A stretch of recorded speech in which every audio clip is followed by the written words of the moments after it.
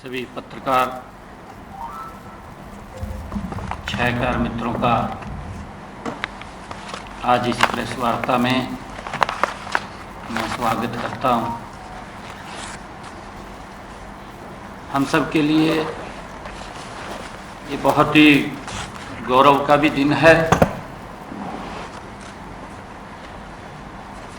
आदरणीय नरेंद्र मोदी जी के नेतृत्व में गौरवशाली 11 वर्ष पूरे हुए हैं। 11 वर्षों में जो एक विकास की गति है, इसकी चर्चा देश का हर नागरिक कर रहा है। आज इस ऐतिहासिक अवसर पर जब हम यशस्वी प्रधानमंत्री नरेंद्र मोदी जी के नेतृत्व में केंद्र सरकार के 11 गौरवशाली वर्ष होने का उत्सव मना रहे हैं, मेरा हृदय अपार और गर्व से भरा हुआ है। यह केवल 11 वर्षों का कालखंड नहीं है,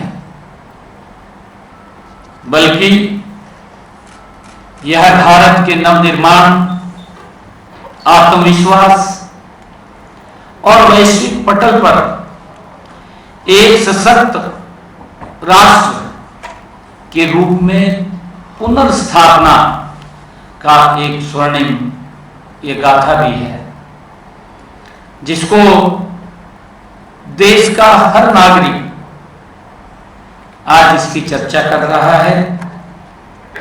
हम सब जानते हैं कि आदरणीय नरेंद्र मोदी जी के नेतृत्व में इन 11 वर्षों में हमने एक ऐसे भारत का उदय देखा है जो अपनी प्राचीन विरासत पर गर्व करता है, वर्तमान की चुनौतियों का डट कर के मुकाबला करता है और भविष्य के लिए महत्वाकांक्षी सपने संजोता है। ये मोदी जी के नेतृत्व में पिछले 11 वर्षों में ऐतिहासिक बदलाव हुआ है। हम जब देखते हैं 2014 से पहले का भारत, 2014 से पहले के भारत में निराशा और अविश्वास का माहौल था। देश के लोगों में एक भय का माहौल था। नीतिगत पंगुता, भ्रष्टाचार और अक्षम नेतृत्व ने देश के विकास को अवरुद्ध किया। इसकी भी चर्चा देश का हर नागरिक करता था, क्योंकि हर रोज मीडिया के माध्यम से,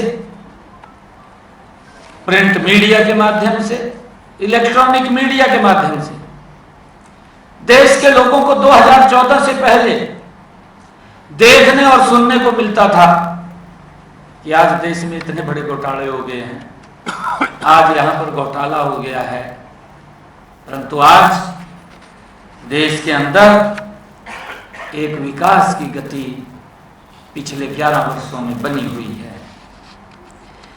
हम सब ये भी जानते हैं कि देश में उन दिनों भय, भ्रष्टाचार, क्षेत्रवाद और परिवारवाद, भाई भतीजावाद इसका बोलबाला था।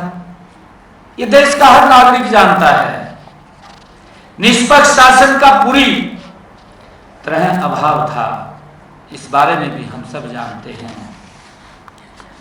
हमने ये भी देखा है मोदी जी के नेतृत्व में देश ने एक निर्णायक और पारदर्शी सरकार का अनुभव किया है, ये भी हम सब जानते हैं। कार्य संस्कृति में अभूतपूर्व बदलाव आया है। योजनाओं का निर्माण और उनका क्रियान्वयन समयबद्ध तरीके से सुनिश्चित किया गया है। मिनिमम गवर्नमेंट मैक्सिमम गवर्नेंस के सिद्धांत पर चलते हुए प्रक्रियाओं को सरल बनाया गया है और जन भागीदारी को प्रोत्साहित किया गया है। इस बात को हम सब जानते हैं।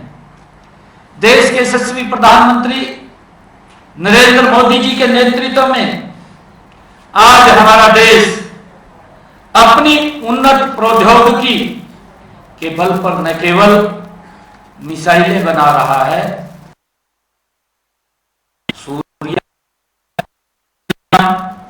और मंगलयान जैसे मिशन सफलतापूर्वक पूरे कर रहा है। हम सब जानते हैं देश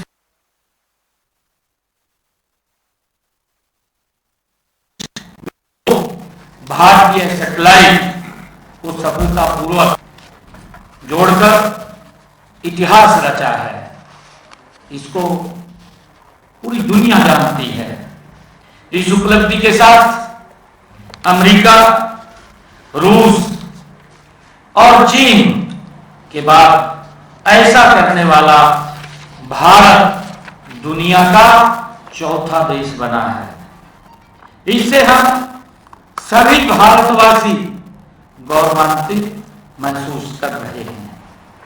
हम सब ये भी जानते हैं कि आदरणीय मोदी जी के 11 वर्षों के कालखंड में चांद के दक्षिणी ध्रुव पर चंद्रयान 3 को सफलतापूर्वक उतारने वाला दुनिया का ये भारत पहला देश बना है।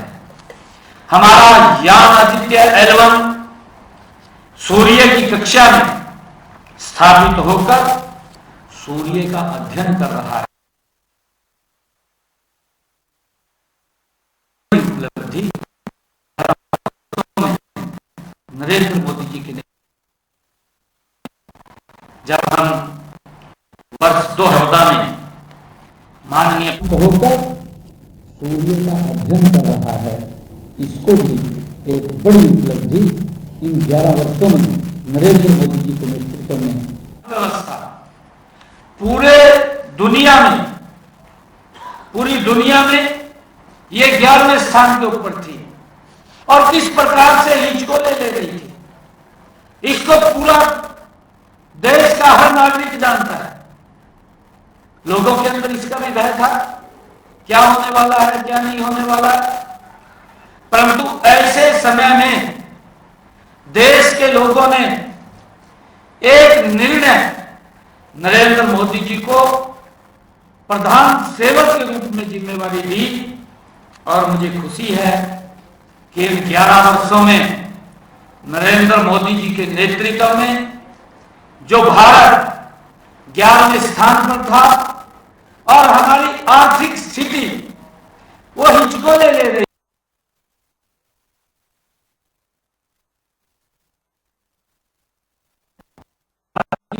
आर्थिक स्थिति को ला करके खड़ा कर दिया है।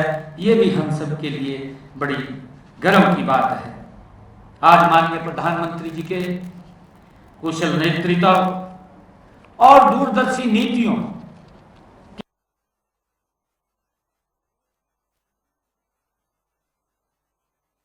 खड़ा कर दिया है, ये भी हम सब के लिए बड़ी गर्व की बात है। आज माननीय प्रधानमंत्री जी के कुशल नेतृत्व और दूरदर्शी नीतियों की वजह से ही हम दुनिया में एक मजबूत अर्थव्यवस्था के रूप में खड़े हुए हैं। ये हम सब के लिए बड़े गर्व की बात है। मुझे ये भी बताते हुए कि इन 11 वर्षों में आदरणीय मोदी जी के नेतृत्व में भारत का कुल निर्यात वर्ष में अगर हम देखें 2023-24 में ये $825 बिलियन तक पहुंच गया है।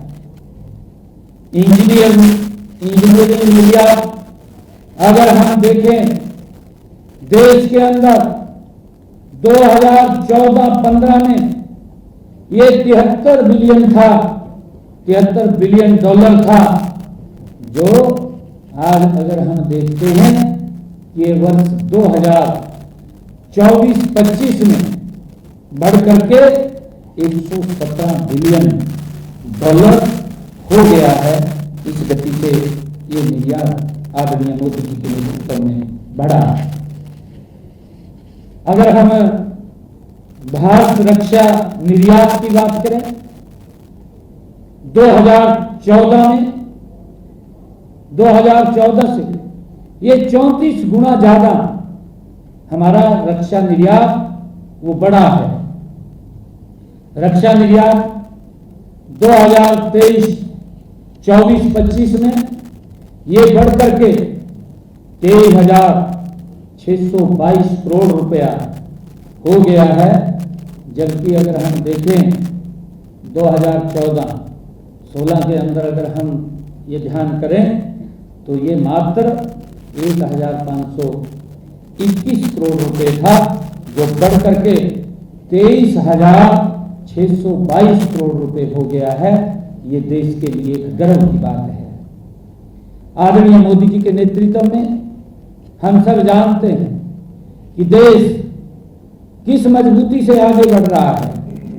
अगर हम पिछले 10 वित्तीय वर्षों में भारत में लगभग 668 बिलियन अमेरिकी डॉलर का प्रत्यक्ष विदेशी निवेश हुआ है, जबकि वर्ष 2000 से 2014 तक यह 323 अमेरिकी डॉलर का प्रत्यक्ष विदेशी निवेश हुआ था। आदरणीय मोदी जी के नेतृत्व में जो नोटबंदी और काले धन के खिलाफ कठोर कदमों से समानांतर अर्थव्यवस्था पर भी कड़ा प्रहार आदरणीय मोदी जी ने इन्हीं 11 वर्षों के अंदर किया है। हम सब ये जानते हैं कि पूरी दुनिया आज भारत के डिजिटल भुगतान मॉडल की प्रशंसा कर रही है। भाइयों, हमारे देश के ही इस प्रकार के अर्थशास्त्री थे जो ये बात बोलते थे, जिन्होंने संसद के पटल के ऊपर भी खड़े होकर के बात कही कि यहाँ अनपढ़ लोग हैं, वो कैसे वो डिजिटल लेन देन करेंगे, इसका मजाक बनाया गया। परंतु आज पूरी दुनिया इसकी प्रशंसा कर रही है। इस मॉडल की, डिजिटल भुगतान की आज पूरी दुनिया प्रशंसा कर रही है। मुझे खुशी है कि डिजिटल इंडिया के माध्यम से गांव-गांव में इंटरनेट सेवाएं पहुंचाई गई हैं। हम देखते हैं चाहे यूपीआई हो या भीम ऐप हो, डिजिटल ये भुगतान की एक जब पूरी दुनिया प्रशंसा कर रही है उसका प्रमाण है। हम सब ये भी जानते हैं कि कोरोना कालखंड में केवल देश आदरणीय नरेंद्र मोदी जी के नेतृत्व में देश ही नहीं संभाला, बल्कि मेड इन इंडिया वैक्सीन के माध्यम से दुनिया की भी सहायता करने का काम हमारे आदरणीय नरेंद्र मोदी जी के नेतृत्व में हुआ है। ये हम सब हैं।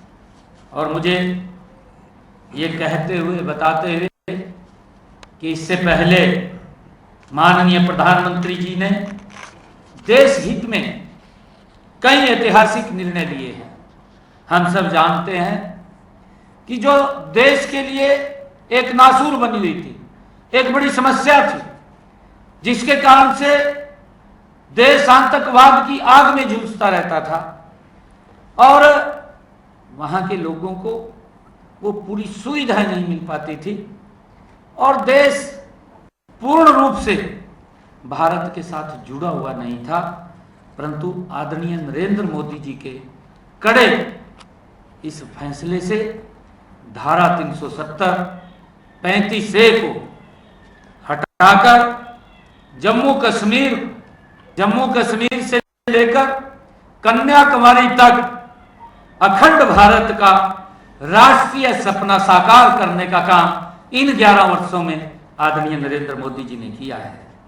अभी हाल ही में ही हम जब देखते हैं कि एक और ऐतिहासिक कदम उठाते हुए आदरणीय नरेंद्र मोदी जी ने कश्मीर घाटी को दुनिया के सबसे ऊंचे पुल, अभी की बात है, हम सबको मालूम है कि दुनिया का सबसे ऊंचा पुल चिनाब ब्रिज के माध्यम से पूरे देश को वो जोड़ने का काम किया है। ये हम सब के लिए बड़े गर्व की बात है। इन वर्षों के अंदर आदरणीय नरेंद्र मोदी जी के नेतृत्व में लद्दाख को केंद्र शासित प्रदेश बनाकर विकास का एक नया द्वार लद्दाख के लिए खोलने का काम वो नरेंद्र मोदी की सरकार ने किया है। जो आजादी के बाद जो लद्दाख विकास से अछूता था, वहां के लोग इस बात का लंबे समय से आवाज को बुलंद कर रहे थे कि हमें अलग टेरिटरी या यूटी राज्य बनाया जाए, परंतु अपनी राजनीतिक इच्छा शक्ति के कारण देश और ले उसको भुगत रहा था। परंतु मोदी जी ने आकर के जहां 370 धारा और 35A को हटाने का काम किया है, वहीं दूसरे स्थान पर ले को यूटी राज्य के रूप में, स्वतंत्र राज्य के रूप में बनाने का काम भी केंद्र देश बना करके एक नया विकास का द्वार खोलने का काम किया है। हम सब ये भी जानते हैं कि पिछले 500 वर्षों से जो प्रतीक्षा देश कर रहा था, राम जन्मभूमि अयोध्या में रामलला के भव्य मंदिर का निर्माण, वो इन्हीं 11 वर्षों के अंदर नरेंद्र मोदी जी ने, जो पूरा देश इस बात को लेकर के वो चाहता था कि भगवान श्री राम की जन्मभूमि अयोध्या है और वहां पर भव्य और दिव्य भगवान श्री राम का मंदिर बनना चाहिए। 500 सालों की प्रतीक्षा के बाद इन्हीं 11 वर्षों में आदरणीय नरेंद्र मोदी जी के नेतृत्व में अयोध्या में भगवान श्री राम के भव्य और दिव्य मंदिर का भी निर्माण हुआ है, जो हमारी सांस्कृतिक गौरव और आस्था का प्रतीक बना हुआ है।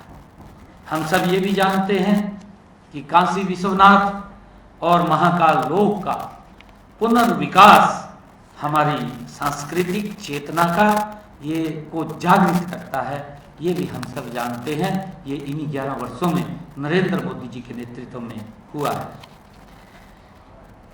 मैं ये भी बताना चाहूंगा कि आदरणीय नरेंद्र मोदी जी के नेतृत्व में हाल ही में आतंकवाद के खिलाफ ऑपरेशन सिंदूर, वर्ष 2016 के उरी हमले के प्रतिशोध में सर्जिकल स्ट्राइक और वर्ष 2019 में हुए पुलवामा हमले का पाकिस्तान को एयर स्ट्राइक करके मुंह तोड़ जवाब, ये केवल मोदी जी के कुशल नेतृत्व में दृढ़ निर्णय और क्षमता से ये हुआ है। इसको पूरा देश जानता है। भाइयों, सभी मैं पत्रकार और छायाकार मित्रों को ये कहना चाहूंगा कि आतंकवाद और जलवायु परिवर्तन जैसे मुद्दों पर भारत आज नीति निर्धारक बन चुका है। आज भारत G20 की अध्यक्षता करता है, ब्रिक्स जैसे मंचों पर नेतृत्व करता है। ये भारत के लिए गर्व और गौरव की बात है कि इन 11 वर्षों में दुनिया में भारत की एक नई पहचान विश्व पटल के ऊपर उभरी है। माननीय प्रधानमंत्री नरेंद्र मोदी जी ने जो वसुधैव कुटुंबकम की भावना से पूरी दुनिया को भारत का सांस्कृतिक संदेश दिया है। हम सब जानते हैं कि माननीय प्रधानमंत्री जी के प्रयासों से अब 21 जून को पूरी दुनिया अंतर्राष्ट्रीय योगा दिवस मनाती है। ये भी हम सबको मालूम है कि जो हमारी सांस्कृतिक धरोहर है, हम सब जानते हैं कि हमारे संतों की, ऋषियों की ये उत्पत्ति थी और आज पूरी दुनिया इस योगा के साथ जुड़ी हुई है। जब देश के यशस्वी प्रधानमंत्री यूएनओ में ये प्रस्ताव लेकर के जाते हैं तो पूरी दुनिया उसके साथ जुड़ जाती है। ये हम सब के लिए गौरव और गर्व की बात है। ये इन 11 वर्षों के अंदर हुआ है। 11 वर्षों के अंदर जो भारत विश्व गुरु की तरफ ये बढ़ रहा है, ये आदरणीय नरेंद्र मोदी जी की नेतृत्व के अंदर हो रहा है। मुझे ये भी बताते हुए कि आदरणीय मोदी जी के नेतृत्व में 1 रैंक 1 पेंशन, हम सब जानते हैं लंबे समय से हमारे जो वीर सैनिक हैं वो इस बात को लेकर के वो आवाज को बुलंद करते रहते थे कि हमें 1 रैंक 1 पेंशन मिले, परंतु लंबे समय से वो लोग अपनी मांग को रखते रहते थे, परंतु उनको उसका लाभ नहीं मिल पाया। आदरणीय मोदी जी के नेतृत्व में उन हमारे सैनिकों को 1 रैंक 1 पेंशन देने का काम इन्हीं 11 वर्षों के अंदर हुआ है। इन्हीं 11 वर्षों में ही नागरिकता संशोधन कानून, 3 तलाक की कुप्रथा और बेटी बचाओ बेटी पढ़ाओ अभियान, वक्फ संशोधन अधिनियम 2025, अनेक युग क्रांतिकारी कदम ये उठाए गए हैं जिसका लाभ देश को मिला है। जो समस्याएं थी उन समस्याओं का समाधान इन्हीं 11 वर्षों में नरेंद्र मोदी जी की दृढ़ इच्छा शक्ति से वो हुआ है, जिसकी आज चर्चा हर व्यक्ति करता है।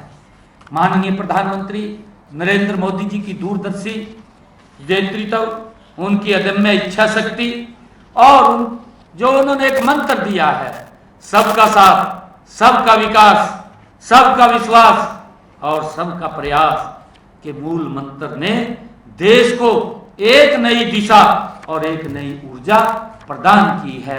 इस बात को भी हम सब जानते हैं। आदरणीय प्रधानमंत्री जी ने विकसित भारत के 4 स्तंभों की चर्चा की है। उन्होंने 4 स्तंभ इसके बताए हैं। माननीय प्रधानमंत्री जी ने जो ये 4 स्तंभ हैं जिनकी चर्चा उन्होंने कहा है कि अगर हमने विकसित राष्ट्र बनना है तो हमें इनके बारे में 4 स्तंभों के बारे में विचार करना पड़ेगा, इनको विकसित करना पड़ेगा, तब हम विकसित भारत की कल्पना कर सकते हैं। इनमें आदरणीय प्रधानमंत्री जी ने कहा गरीब, किसान, महिला और युवा, इसकी चर्चा आदरणीय प्रधानमंत्री जी ने की है कि जब तक हम इनको विकसित नहीं कर पाएंगे तो हम विकसित राष्ट्र की कल्पना नहीं कर पाएंगे। हमने इनको विकसित करना होगा और देश के ये विकसित भारत के 4 स्तंभ आदरणीय प्रधानमंत्री जी ने बताए हैं। प्रधानमंत्री जी के नेतृत्व में हम सब जानते हैं, देश का हर व्यक्ति इस बात से परिचित है कि केंद्र सरकार की सबसे बड़ी प्राथमिकता गरीब, वंचित, शोषित और पीड़ित वर्ग का कल्याण रही हैं। जितनी भी नीतियां आदरणीय नरेंद्र मोदी जी ने पिछले 11 वर्षों में चलाई हैं, उसका लाभ गरीब, पीड़ित, शोषित, वंचित समाज के अंतिम व्यक्ति तक एक योजनाबद्ध तरीके से उसके घर तक लाभ पहुंचाने का काम इन 11 वर्षों के अंदर आदरणीय मोदी जी की कल्याणकारी नीति रही है। पिछले 11 वर्षों में करोड़ों लोग गरीबी रेखा से ऊपर उठे हैं, उनका विकास किया गया है, उनको एक अवसर आदरणीय मोदी जी की नीतियों ने दिया है, तो वो उस गरीबी रेखा से ऊपर उठे हैं। हम सब ये भी जानते हैं कि प्रधानमंत्री गरीब कल्याण अन्न योजना के तहत आदरणीय नरेंद्र मोदी जी के नेतृत्व में देश के 81 करोड़ लोगों को हर महीने मुफ्त अनाज देने की योजना निरंतर जारी है। इस बात को हम सब जानते हैं। और हम ये भी जानते हैं कि नरेंद्र मोदी जी के नेतृत्व में जल जीवन मिशन के माध्यम से 15 करोड़ से अधिक ग्रामीण घरों में नल से स्वच्छ जल पहुंचाने का काम वो हमारी आदरणीय मोदी जी की सरकार ने किया है। हम देखते हैं हरियाणा के अंदर, हम सब जानते भी हैं, जब दक्षिणी हरियाणा के अंदर हम जाते थे, हमारी माताएं बहनें पीने का पानी 1.5-2 किलोमीटर 3 किलोमीटर दूरी से सर के ऊपर मटका रख करके वो घर में पीने का पानी लेकर के आती थी। एक बड़ी समस्या का सामना उनको करना पड़ता था, परंतु आज तक उनकी समस्या की तरफ ध्यान नहीं दिया गया। अगर ध्यान किसी ने दिया तो नरेंद्र मोदी जी ने ध्यान दिया। हर घर में नल और स्वच्छ जल पहुंचा करके उस मटके को हमारी माताएं बहनें सिर पर दूर से लेकर के ना आए, उनके घर में ही स्वच्छ जल मिले, ये व्यवस्था ये आदरणीय प्रधानमंत्री जी ने की है। इससे हमारी माताओं बहनों के जीवन में एक क्रांतिकारी बदलाव आया है, क्रांतिकारी बदलाव। 15 करोड़ घरों में नल और स्वच्छ जल पहुंचाने का काम और नरेंद्र मोदी सरकार ने किया है। हम ये भी जानते हैं कि आदरणीय प्रधानमंत्री जी ने प्रधानमंत्री आवास योजना, प्रधानमंत्री जी ने कहा हर सर के ऊपर छत देना हमारी सरकार का दायित्व है। और मुझे खुशी है बताते हुए कि इन 11 वर्षों में एक योजनाबद्ध तरीके से गरीब व्यक्ति को उसको अपना मकान मिले, उसके सर के ऊपर भी छत हो, और जब किसी व्यक्ति के ऊपर छत आती है तो उसका एक सपना पूरा होता है, वो अपने आप को एक ऊर्जा से भरा हुआ महसूस करता है। आदरणीय प्रधानमंत्री जी ने देश के गरीबों में वो ऊर्जा पिछले 11 वर्षों में भरने का काम किया है। और मुझे बताते हुए खुशी है कि प्रधानमंत्री आवास योजना के तहत आदरणीय नरेंद्र मोदी जी ने 4 करोड़ लोगों को मकान बना करके उनके सर के ऊपर छत देने का काम नरेंद्र मोदी जी ने किया है, उनको पक्का घर मिला है। ये एक योजनाबद्ध तरीके से काम हुआ है। आदरणीय प्रधानमंत्री जी ने बहुत सारी ऐसी योजनाएं जो समाज के साथ मिलकर के और समाज को जागरूक करके, उनको अवेयर करके देश को सशक्त और मजबूत बनाना। आदरणीय प्रधानमंत्री जी ने स्वच्छ भारत मिशन, ये नरेंद्र मोदी जी जैसा व्यक्ति ही इस बात की कल्पना कर सकता है। स्वच्छ भारत मिशन के तहत केवल ये एक सरकारी योजना नहीं थी, ये बल्कि एक आंदोलन बना है। हम सब जानते हैं, हम सब ने देखा है 11 वर्षों के अंदर स्वच्छ भारत के प्रति अवेयर हुआ, जागरूक हुआ है। आज हर व्यक्ति स्वच्छता को अपना प्रथम आदर्श मानता है। ये नरेंद्र मोदी जी ने इस अभियान को एक जन आंदोलन बनाया है। और इसके तहत मैं बताना चाहूंगा, स्वच्छ भारत मिशन के तहत आदरणीय प्रधानमंत्री जी ने वो बड़ा काम किया है कि जिसकी आज तक कल्पना भी नहीं की गई, जिसके बारे में विचार भी नहीं किया गया। हमारी बहुत सारी माताएं बहनें शाम को सूरज ढलने का इंतजार करती थी। जब सूरज ढलता था तब वो बाहर जाती थी, परंतु आदरणीय प्रधानमंत्री जी ने हर घर के अंदर शौचालय बना करके उन माताओं बहनों के विश्वास को या है, उनको सम्मान देने का काम नरेंद्र मोदी जी ने किया है। और इसके तहत मुझे खुशी है बताते हुए कि देश के अंदर 12 करोड़ शौचालय बना करके बहनों को इज्जत घर देने का काम और नरेंद्र मोदी जी की सरकार ने किया है, ताकि देश भी खुले में शौच से मुक्त हुआ है। कई बीमारियां भी इससे दूर हुई हैं। इससे हमारी माताओं बहनों को एक सम्मान और सुरक्षा मिली है।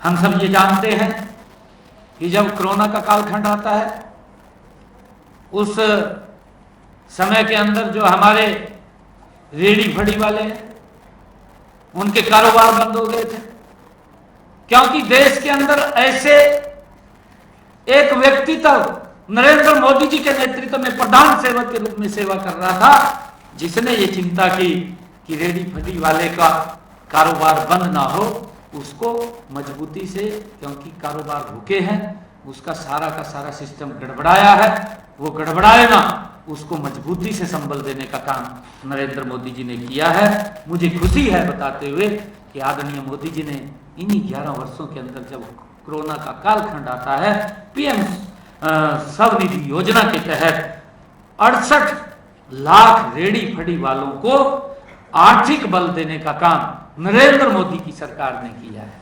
भाइयों, हम सब के लिए ये गर्व की बात है और देश के लोग इस बात को जानते हैं।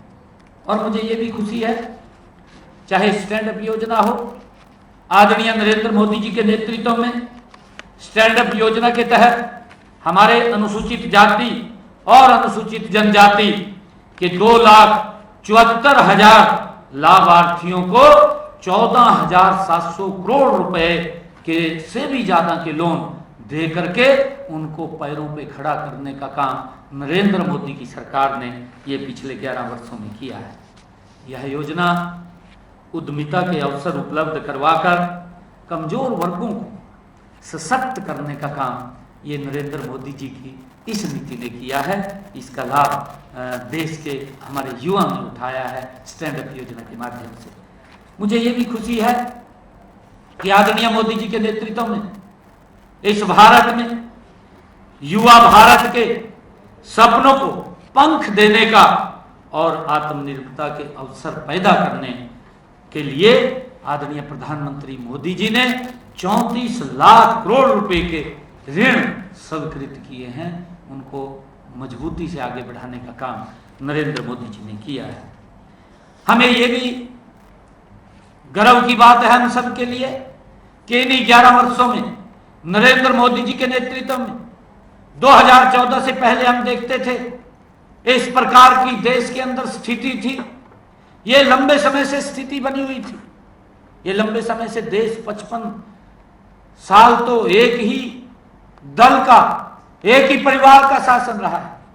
आजादी के बाद 2014 से पहले देश के गरीब व्यक्ति को बैंक में जाने का अधिकार नहीं था। अधिकार भी कैसे होता? गरीब व्यक्ति को अगर कोई जरूरत पड़ जाती थी कि खाता बैंक में खुलवाना है और वो बैंक में खाता खुलवाने के लिए जाता था, तो सबसे पहले उसको इस बात के लिए बोलते थे कि आप दो जिन लोगों के बैंक में खाते हैं।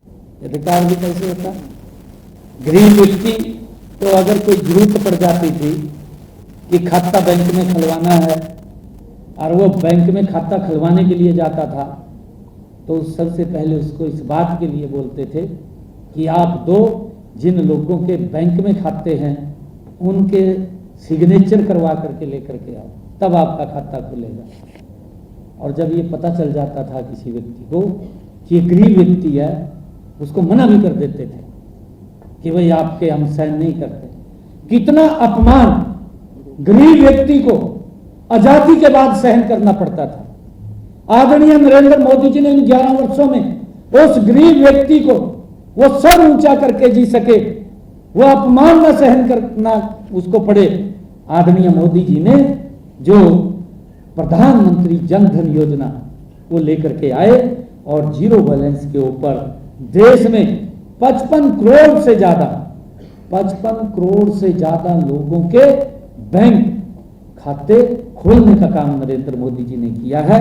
और उनको जो देश और प्रदेश की योजनाएं चलती है उनके साथ जोड़ने का काम आदरणीय नरेंद्र मोदी जी ने किया है। ये सम्मान अगर किसी ने दिया है तो ये आदरणीय नरेंद्र मोदी जी ने गरीब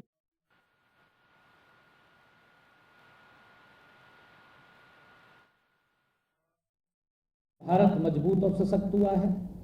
प्रधानमंत्री सुरक्षा बीमा योजना, नहीं तो बीमा कराना एक गरीब व्यक्ति के लिए बहुत भारी दिक्कत होती थी। वो बीमा ही नहीं करा पाता था, कोई एक्सीडेंट हो जाता था या कोई दुर्घटना हो जाती थी, परिवार को उसका सारा का सारा सिस्टम बिगड़ जाता था। कई बार तो अगर जो प्रिंसिपल व्यक्ति होता था, जो मेन व्यक्ति परिवार का होता था, अगर वो चला जाता था, परिवार गरीबी रेखा के नीचे चला जाता था। उसकी चिंता नहीं की। उसकी चिंता अगर किसी ने की है इन 11 वर्षों में गरीब व्यक्ति को प्रधानमंत्री सुरक्षा बीमा योजना, इसके माध्यम से देश के 51 करोड़ लोगों को इस योजना के साथ, प्रधानमंत्री सुरक्षा बीमा योजना के साथ जोड़ करके सुरक्षित करने का काम ये आदरणीय नरेंद्र मोदी जी ने किया है। उन लोगों को बीमा से पंजीकरण करने का काम इन्हीं 11 वर्षों में नरेंद्र मोदी की सरकार ने किया है। मुझे ये भी खुशी है कि आदरणीय प्रधानमंत्री जी ने प्रधानमंत्री जीवन ज्योति बीमा योजना, ये गरीब व्यक्ति के लिए सब योजनाएं इन 11 वर्षों के अंदर ये सशक्त और मजबूत भारत हुआ। और हमने कहा है कि करोड़ों लोग गरीबी रेखा से ऊपर उठे हैं। इसका ये मेन कारण इन योजनाओं के साथ जुड़ करके एक एक व्यक्ति को सशक्त और मजबूत करने का काम ये नरेंद्र मोदी की सरकार ने ये पिछले 11 वर्षों के अंदर किया है। प्रधानमंत्री जीवन ज्योति बीमा योजना, जिसमें 18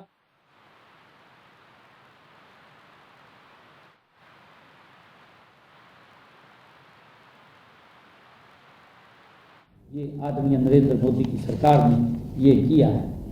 मुझे ये भी खुशी है कि पिछड़े वर्ग को सम्मान देने का काम ये आदरणीय नरेंद्र मोदी जी ने इन्हीं 11 वर्षों के अंदर किया है। नहीं तो हम ये भी देखते थे पिछड़े वर्ग का वोट बैंक के रूप में उसको इस्तेमाल करते थे। पिछड़े वर्ग को पूर्व की सरकारें, 2014 से पहले की सरकारें, उनको रैली में भीड़ बढ़ाने के लिए काम करते थे। हम जानते हैं जब उनके हक की बात आती थी, उन दल के बड़े नेता जो देश का नेतृत्व करते थे, लोकसभा के पटल के ऊपर खड़े होकर के उसका विरोध करते थे कि उनको सुविधाएं ना मिले, पिछड़े वर्ग को, पिछड़ा समाज पिछड़ा ही रहे, ये उनकी सोच थी। मोदी जी ने गरीब व्यक्ति का उत्थान किया, पिछड़े को अगड़े में लाने का काम इन 11 वर्षों में नरेंद्र मोदी की सरकार ने किया है। और इसके तहत पिछड़ा वर्ग आयोग का गठन करने का काम, जो लंबे समय से पिछड़ा वर्ग इसकी मांग कर रहा था कि पिछड़ा वर्ग आयोग बने, उसको संरक्षण का पिछड़े वर्ग को वो सुनिश्चित किया जाता है, उसके अधिकार को सुनिश्चित किया जाता है। आज हमें खुशी है कि आज पिछड़े वर्ग समाज के बच्चे, चाहे केंद्रीय विद्यालय हो, चाहे सैनिक स्कूल हो, चाहे नवोदय विद्यालय हो, चाहे नीट के अंदर हो, एमबीबीएस के अंदर हो, एमबीबीएस एमडी के अंदर हो, चाहे हमारे पिछड़ा वर्ग आयोग के वेंचर कैपिटल फंड बना करके उसके लिए अलग फंड का इंतजाम करके पिछड़ा वर्ग के युवाओं को उद्यमिता के अंदर लाने का काम भी इन्हीं 11 वर्षों में नरेंद्र मोदी जी ने किया है। किस प्रकार से सशक्त और मजबूत और पिछड़ा वर्ग को अगड़ा करने का काम ये नरेंद्र मोदी जी की नीतियों ने किया है। मुझे ये भी खुशी है बताते हुए कि हमारी सरकार ने जो घमंतु अर्धघमंतु जनजातियां थी उनको डी नोटिफाई करके राष्ट्रीय आयोग की स्थापना भी करने का काम ये आदरणीय नरेंद्र मोदी जी ने इन्हीं 11 वर्षों में किया, जिनको कोई पूछता भी नहीं था, जिनसे कोई बात भी नहीं करता था। ऐसी स्थिति थी कि जो ये हमारे घुमंतु अर्धघमंतु जाति के लोग हैं, अगर ये किसी पूर्व की सरकारों में तो ऐसी हालात थे कि अगर उनके पास कोई काम के लिए भी चले जाते थे, मंत्री मुख्यमंत्री तो मिलने की दूर, उनके करंदे ही चढ़ा देते, कहा तेरे मते पसीने की बदबू है भैया, बाहर काट देते। ऐसी स्थिति थी। परंतु आज उस अंतिम पायदान के ऊपर खड़े हुए गरीब व्यक्ति के उत्थान की चिंता अगर किसी ने की है, इन 11 वर्षों में नरेंद्र मोदी जी के नेतृत्व में हुई है। उस राष्ट्रीय आयोग का गठन का भी काम नरेंद्र मोदी की सरकार ने किया है। हम ये भी जानते हैं कि उच्च शिक्षा में जो EWS कोटा लागू किया है 10% का, हम सब जानते हैं OBC हो और EWS के लिए मेडिकल एजुकेशन में अखिल भारतीय कोटा सीटों में भी आरक्षण लागू करने का काम ये नरेंद्र मोदी की सरकार ने किया है। मुझे ये बताते हुए गर्व भी महसूस हो रहा है कि आदरणीय नरेंद्र मोदी जी के नेतृत्व में किस मजबूती से ये भारत सशक्त और मजबूत हुआ है। आज हर व्यक्ति अपने आप को गौरवान्वित महसूस करता है। आज 11 वर्षों का ये उत्सव पूरा देश मना रहा है, नरेंद्र मोदी जी के नेतृत्व में मना रहा है। मुझे खुशी है बताते हुए कि आदरणीय नरेंद्र मोदी जी ने प्रधानमंत्री उज्ज्वला योजना, हम सब जानते हैं कि 2014 से पहले एक गैस का सिलेंडर लेने के लिए 3 दिन लाइन में खड़ा रहना पड़ता था। कौन नहीं जानता, देश का हर नागरिक जानता है। और गरीब व्यक्ति के पहुंच से तो बहुत दूर गए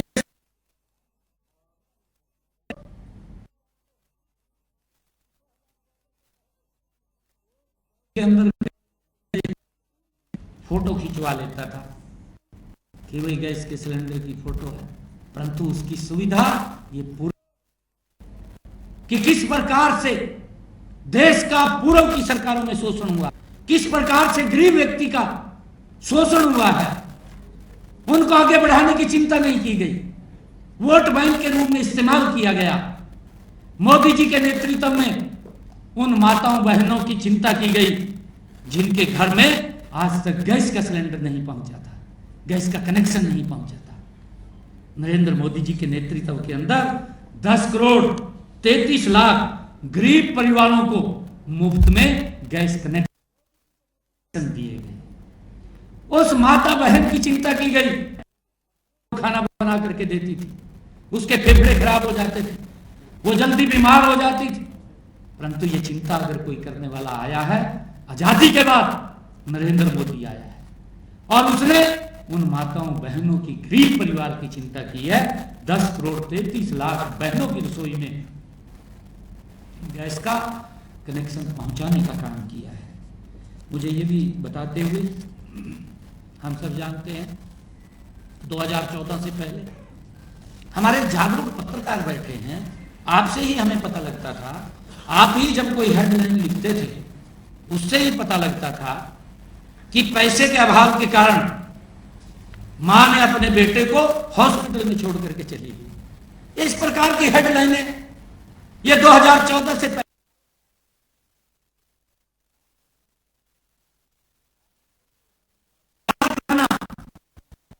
था। पैसे के अभाव के कारण गरीब व्यक्ति परिवार से बिछड़ जाता था, हम सब जानते हैं, हम सबको मालूम है। परंतु अगर कोई गरीब व्यक्ति इलाज कराता था, या तो अपनी उसको जमीन बेचनी पड़ती थी, या माता को गहने बेचने, माता के गहने बेचने पड़ते थे, अपना मकान बेचना पड़ता था, या बैंक से कर्ज लेना पड़ता था, तब गरीब व्यक्ति इलाज कराने की सोचता था, परंतु पैसे के अभाव के कारण परिवार से बिछड़ जाता था। इसकी चिंता नहीं हुई। कितना महंगा इलाज था, हम सब जानते हैं। डॉक्टर ये बात बोलता था कि आपको हार्ट की दिक्कत है, आपका स्टंट डलेगा। डॉक्टर सबसे पहले जब वो गरीब व्यक्ति जाता था, ये बात बोलता था कि पहले 3 लाख रुपए जमा करा, ये बात बोलता था उसको, तब आपका स्टंट डलेगा। परंतु ये सम्मान गरीब व्यक्ति को अगर देने का काम किसी ने किया है, इन 11 वर्षों में उस गरीब व्यक्ति के जीवन को बदलने का काम नरेंद्र मोदी जी ने किया है। आयुष्मान भारत योजना ला करके मुझे ये खुशी है बताते हुए कि ये दुनिया की सबसे बड़ी योजना स्वास्थ्य बीमा योजना, जिसके तहत 70 करोड़ लोग, 70 करोड़ से भी अधिक लोग जो 1 साल के अंदर 5 लाख रुपए तक अपना मुफ्त इलाज करा सकते हैं। ये सुनिश्चित अगर किसी ने किया है तो नरेंद्र मोदी जी ने किया है। आज गरीब व्यक्ति को इलाज के लिए चिंता नहीं है, आज किसी के दर पर जाकर के हाथ फैलाने की जरूरत नहीं है। आज गरीब व्यक्ति अपना सर सम्मान से ऊंचा करके हॉस्पिटल में जाकर के अपना इलाज करा सकता है। यह सम्मान अगर किसी ने दिया इन्हीं 11 वर्षों में, ये नरेंद्र मोदी जी की सरकार ने दिया है। ये हम सब जानते हैं, पूरा देश जानता है। अगर हम हरियाणा की बात करें, हरियाणा के अंदर भी 20 लाख लोगों ने इस आयुष्मान और चिरायु योजना के साथ जुड़ करके उसका लाभ लिया है। और मुझे खुशी है बताते हुए कि इसके ऊपर 2,500 करोड़ रुपया हरियाणा सरकार ने उनके इलाज का दिया है। ये हमारे लिए बड़ी गर्व की बात है। हमें भी सुकून मिलता है कि गरीब व्यक्ति को किस प्रकार से नरेंद्र मोदी जी की नीति सशक्त और मजबूत कर रही है। नहीं तो बीमारी के कारण व्यक्ति गरीबी रेखा के नीचे चला जाता था। आज बीमारी के कारण गरीबी रेखा के नीचे व्यक्ति नहीं जाता है। ये हम सब पूरा देश जानता है। ये अगर संभव हुआ है, ये नरेंद्र मोदी जी की नीतियों के कारण संभव हुआ है। और मुझे खुशी है आप सबको बताते हुए कि आदरणीय प्रधानमंत्री जी ने जो प्रधानमंत्री सूर्य हर घर मुफ्त बिजली योजना कि जो गरीब व्यक्ति को हम 300 यूनिट तक बिजली उसको फ्री में करेंगे, 2 किलोवाट का उसकी छत के ऊपर सोलर पैनल लगाकर योजनाबद्ध तरीके से आदरणीय प्रधानमंत्री जी ने इसकी घोषणा की। और मुझे खुशी है कि जो ये टारगेट दिया गया, ये टारगेट हरियाणा के अंदर हमें 2 लाख घरों की छतों के ऊपर ये मुफ्त सोलर सिस्टम लगाने का हमने लक्ष्य रखा है। और इस योजना के तहत हमने, ये खुशी है बताते हुए, 17,000 परिवारों की छतों के ऊपर 2 किलोवाट का सोलर पैनल लगा करके उनके बिजली के बिल को जीरो करने का काम ये हमारी सरकार ने किया है। भाइयों, ऐसी ऐसी योजनाएं जो गरीब के जीवन को बदलने का काम कर रही है, जो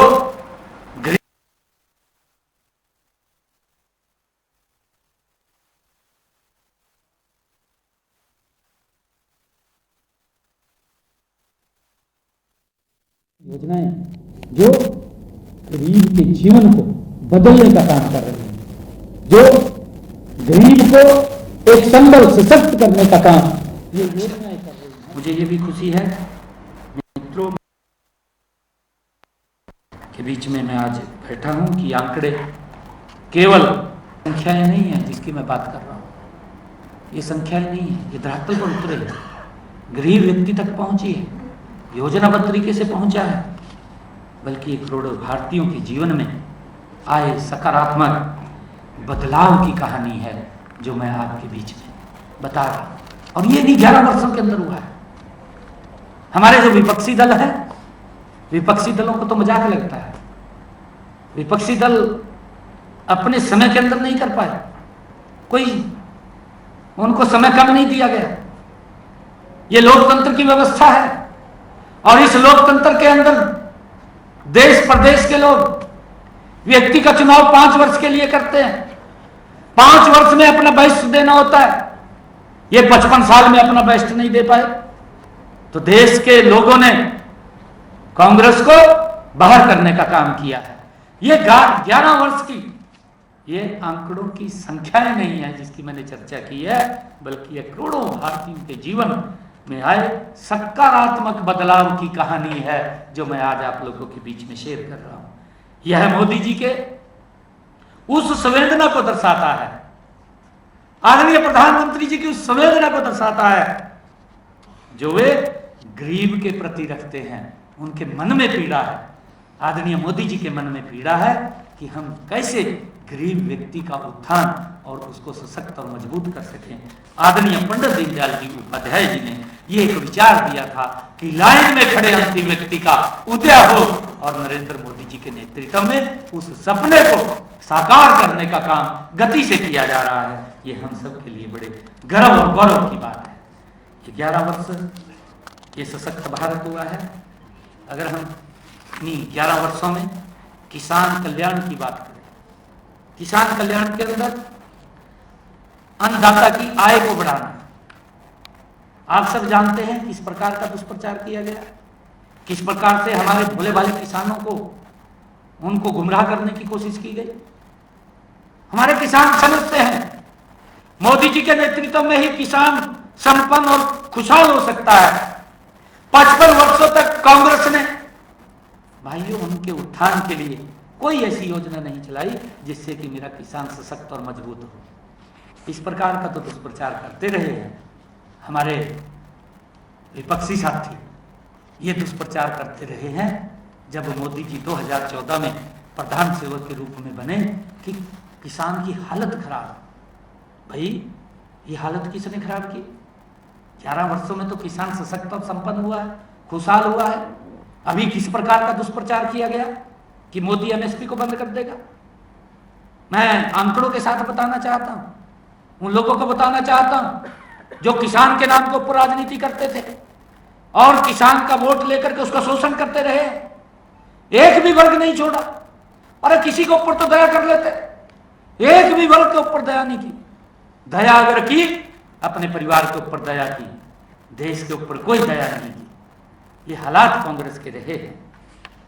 अन्नदाता की आय को बढ़ाना, खेती का खर्च कम करना, यह आदरणीय प्रधानमंत्री जी का विजन रहा है कि मेरे किसान का खर्चा कम हो, उसको लाभकारी मूल्य मिले।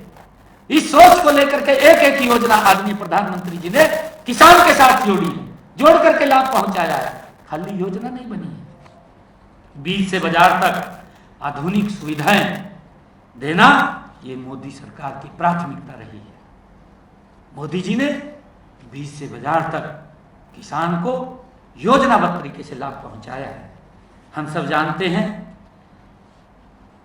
जो ये विपक्ष के लोग बात करते हैं, 2013-14 अगर हम बात करें, ये तो आंकड़ों के साथ है। मैंने कहा है कि हम आंकड़ों के साथ बात कर रहे हैं। ये भारत, ये मोदी जी के नेतृत्व में इन 11 वर्षों के अंदर सशक्त और मजबूत हुआ है।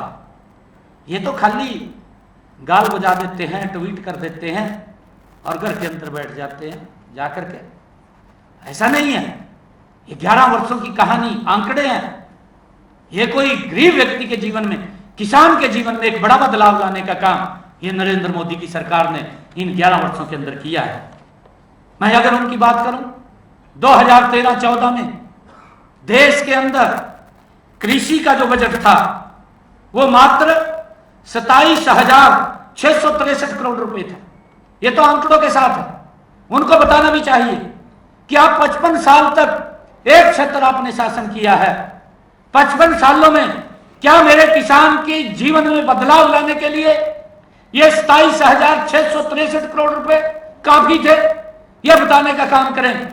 परंतु इन 11 वर्षों के अंदर किस प्रकार से मेरे किसान के जीवन में बदलाव लाने का काम नरेंद्र मोदी की सरकार ने किया है, हम सब जानते हैं। मोदी जी ने किया है। ये उत्सव की बात मैं तभी कर रहा हूं कि ये पूरा देश आज 11 वर्ष का ये उत्सव मना रहा है। ये एक उत्सव के रूप में एक महोत्सव मना रहा है। हम सब जानते हैं 2025-26 में ये जो कांग्रेस के समय के अंदर ये 27,663 करोड़ रुपए किसान का कृषि बजट था, ये बढ़ करके 1,37,757 करोड़ रुपया करने का काम इन 11 वर्षों के अंदर नरेंद्र मोदी की सरकार ने किया। एक बड़ा बदलाव किसान के जीवन में लाने का काम ये नरेंद्र मोदी की सरकार ने किया है। हम देखते हैं कि कृषि बजट में ये 5 गुना बढ़ोतरी इन 11 वर्षों में नरेंद्र मोदी जी ने की है। 5 गुना ज्यादा। ये हमें इस बात को समझना होगा। और ये 11 सालों की नरेंद्र मोदी जी की विकास की गाथा है। ये विकसित राष्ट्र वैसे नहीं बना। ये 11वें स्थान से 4थे स्थान के ऊपर आया है। ये वैसे नहीं आया। हर व्यक्ति के, गरीब से गरीब व्यक्ति के जीवन में भी बदलाव लाने का काम ये सरकार ने किया है। हम सब जानते हैं कि लगातार आदरणीय नरेंद्र मोदी जी ने एमएसपी में ऐतिहासिक बढ़ोतरी की गई है। उनका 10 वर्ष के कार्यकाल की बढ़ोतरी एमएसपी की, मैं सभी पत्रकार एवं छायाकार मित्र बैठे हैं, मैं आज आप लोगों के बीच में एक बात कहना चाहता हूं कि उनका जो 10 वर्ष का कार्यकाल था वो किस रेशो से किसान का एमएसपी बढ़ाते थे उसको, और जो इन 10 वर्षों के अंदर, 11 वर्षों के अंदर नरेंद्र मोदी जी ने किसान को लगातार हर वर्ष एमएसपी बढ़ा करके दिया है, उसका दोनों का आंकलन करना चाहिए। फिर कम से कम पूछ भी लेना चाहिए भाई किसी को, कहते भाई थम कहाँ एमएसपी बंद हो जाएगा, ये बंद हो जाने कहते तुम मिल रहा बड़का, ये पूछना चाहिए। एक किसान के जीवन में एक बड़ा बदलाव ये नरेंद्र मोदी की सरकार ने किया है। मैं प्रधानमंत्री जी का पूरे हरियाणा प्रदेश की 2,80,00,000 जनता की तरफ से सहृदय उनका धन्यवाद करता हूं। उन्होंने 11 वर्षों में जो किसान की तस्वीर बदलने का काम आदरणीय नरेंद्र मोदी जी ने किया है। मुझे खुशी है कि आदरणीय मोदी जी ने फसल लागत का 50% से अधिक एमएसपी किसानों को कीमतों में होने वाले उतार चढ़ाव के लिए सुरक्षा प्रदान करने का काम आदरणीय नरेंद्र मोदी जी ने इन पिछले 11 वर्षों के अंदर किया है। मुझे ये भी खुशी है कि आदरणीय नरेंद्र मोदी जी ने विभिन्न योजनाएं किसानों के साथ जोड़ी है ताकि मेरा किसान सशक्त और मजबूत हो। आदरणीय प्रधानमंत्री जी ने प्रधानमंत्री किसान सम्मान निधि, उनके समय के अंदर ऐसी स्थिति थी, अगर ये प्रधानमंत्री किसान सम्मान निधि किसान के पास पहुंच नहीं हुआ थी, किसान की जेब में नहीं जाती, उनकी जेब में चली जाती, ऐसी स्थिति थी। किसान तो वहीं रहता था, किसी और के पास लाभ पहुंच जाता था। परंतु नरेंद्र मोदी जी ने एक योजनाबद्ध तरीके से देश के इस प्रधानमंत्री किसान सम्मान निधि के तहत 11 करोड़ से अधिक किसान परिवारों को प्रतिवर्ष 6,000 रुपया हर 4 महीने के बाद डायरेक्ट उसके खाते में पहुंचाने का काम नरेंद्र मोदी की सरकार कर रही है। और मुझे गर्व है बताते हुए कि 19 किस्तें इन 11 वर्षों के अंदर आदरणीय नरेंद्र मोदी जी ने प्रधानमंत्री किसान सम्मान निधि की किसान के खाते में पहुंचाने का काम किया है। और इसके तहत 3,70,000 करोड़ रुपया सीधा डायरेक्ट किसान के पास भेजने का काम नरेंद्र मोदी जी ने किया है। कैसे सशक्त, कैसे मजबूत नहीं होगा? एक एक योजना ये हर वर्ग को सशक्त और मजबूत करने वाली योजना है। अगर हम बात करें प्रधानमंत्री फसल बीमा योजना, आप सब भी जानते थे, आप सब जानते थे कि किसानों की अगर फसल का खराबा हो जाता था, इनकी सरकार की बात कर रहा हूं, हाल पूरा मालूम है, पटवारी जाता था, कहीं ओले पड़ गए, जिस खेत में ओले पड़ गए उसका तो लिखा नहीं जाता, किसी और का लिखा जाता, बैठता वहां से किसी के घर बैठकर अपना लिखा, वहीं सारे गांव की यहाँ खराबा हो गया, 2-4 का लिखा आ जाता था। और फिर उनके साथ भी क्या मजाक करते थे लोग, मान ले चलो भाई किसी का खराबा हुआ उसको तो पैसा दिया नहीं है इन्होंने, परंतु जिसका नहीं हुआ उसके साथ भी मजाक करते थे। मजाक कैसे करते थे? 2 रुपए का चेक पकड़ा देते, 5 रुपए का पकड़ा देते। ये हालात थे इनके, किस प्रकार से अपमानित करते थे किसान को, उनको खराबे का मुआवजा नहीं मिलता था। आदरणीय प्रधानमंत्री जी ने इन्हीं 11 वर्षों के अंदर प्रधानमंत्री फसल बीमा योजना, एक योजनाबद्ध तरीके से अगर मेरे किसान की फसल का खराबा होता है, इस फसल बीमा योजना के माध्यम से 1,75,000 करोड़ रुपया किसानों को उसके फसल के खराबे का पहुंचाने का काम नरेंद्र मोदी जी ने इन 11 वर्षों के अंदर किया है। मुझे खुशी है। अगर मैं हरियाणा की बात करूं, हरियाणा के अंदर अगर आंकलन करें, हरियाणा के अंदर अगर हम देखें कांग्रेस का 10 वर्ष, कांग्रेस ने अपने 10 वर्षों के अंदर 1155 करोड़ रुपया किसान की फसल के खराबे का भेजने का काम किया है। और हमारी डबल इंजन की सरकार ने नरेंद्र मोदी जी के नेतृत्व में इन 11 वर्षों में 15,500 करोड़ रुपया अगर मेरे किसान की फसल का खराबा हुआ है तो उसके खाते में डायरेक्ट पहुंचाने का काम वो हमारी सरकार ने किया है। और आप सब जानते भी, हमने हरियाणा के अंदर अभी जो पिछली धान की फसल थी, वर्षा देर से आई, वर्षा देर से आने से मेरे किसान के खर्चे ज्यादा हुए, इसकी चिंता अगर किसी ने की, ये नरेंद्र मोदी जी की तो सरकार है, किसान की चिंता करती है। 1,357 करोड़ रुपया 2,000 रुपए प्रति एकड़ के हिसाब से डायरेक्ट किसान के खाते के अंदर पहुंचाने का काम यह हमारी सरकार ने किया है। और अब की फसल के अंदर अगर आप लोग देखेंगे, इस फसल गेहूं की फसल के अंदर क्योंकि तूफान आए, तूफान के कारण आगजनी की घटनाएं कई जगह घटी, हमने तुरंत आदेश दिए कि जहां जहां पर भी किसान की फसल जल गई है और नुकसान हुआ है उसका आंकलन किया जाए, और आंकलन करके 30,000 रुपए प्रति एकड़ के हिसाब से किसान के खाते में पहुंचाने का काम पहली बार अगर किसी सरकार ने किया है तो ये नरेंद्र मोदी जी के नेतृत्व वाली सरकार ने किया है। इसको हम सब जानते हैं। हम ये भी जानते हैं कि आदरणीय मोदी जी ने कुसुम योजना के तहत, प्रधानमंत्री कुसुम योजना, उसके तहत 2020-21 से शुरू की गई प्रधानमंत्री कुसुम योजना, इस योजना के तहत 10,74,000 सोलर पंप, सौर पंप लगाने का काम भी नरेंद्र मोदी जी की सरकार ने किसानों के ट्यूबवेल के ऊपर किया है कि उनकी जो 5 HP या 10 HP की मोटर्स हैं उनको सौर पंप से जोड़ने का काम ये इन 10-11 वर्षों के अंदर नरेंद्र मोदी जी की सरकार ने किया है। मुझे ये भी गर्व है इन 11 वर्षों के अंदर हमारे देश के अंदर जो ई मंडियां, ई नाम के माध्यम से देश की 1473 मंडियों को जोड़ा गया है। इसका लाभ भी हमारे किसानों को मिला है। मुझे ये भी खुशी है कि चाहे डेयरी पालन हो और चाहे पशुपालन हो, डेयरी का या पशुपालन और अन्य संबंधित गतिविधियों में लगे पशुपालकों की कार्यशील पूंजी की आवश्यकता की समय समय पर पूरा करने के लिए विभिन्न बैंकों द्वारा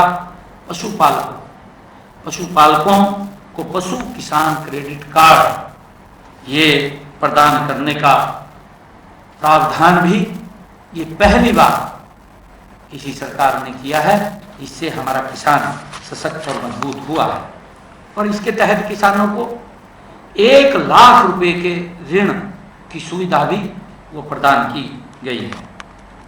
किसान क्रेडिट कार्ड योजना के तहत 2025-26 में केसीसी के तहत ऋण जो उसकी सीमा 3 लाख रुपए थी, ये इन 11 वर्षों के अंदर नरेंद्र मोदी जी के नेतृत्व में इसको 5 लाख रुपए किया गया है। किसानों को जो 25 करोड़ मृदा स्वास्थ्य कार्ड, उनकी जमीन का परीक्षण करके उनको कार्ड वितरित किए गए हैं कि आपने कितनी मात्रा में खाद डालना है, कितनी मात्रा में DAP डालना है, कितनी मात्रा में पेस्टिसाइड डालनी है, ये इसके बारे में उनका परीक्षण करके उनको बताने का काम ये किया है। 25 करोड़ किसानों को ये मृदा स्वास्थ्य कार्ड देने का काम ये हमारी सरकार ने किया है। हम अगर देखें पिछले 11 वर्षों में शहद के निर्यात में भी 3 गुना ज़्यादा से अधिक वृद्धि हुई है।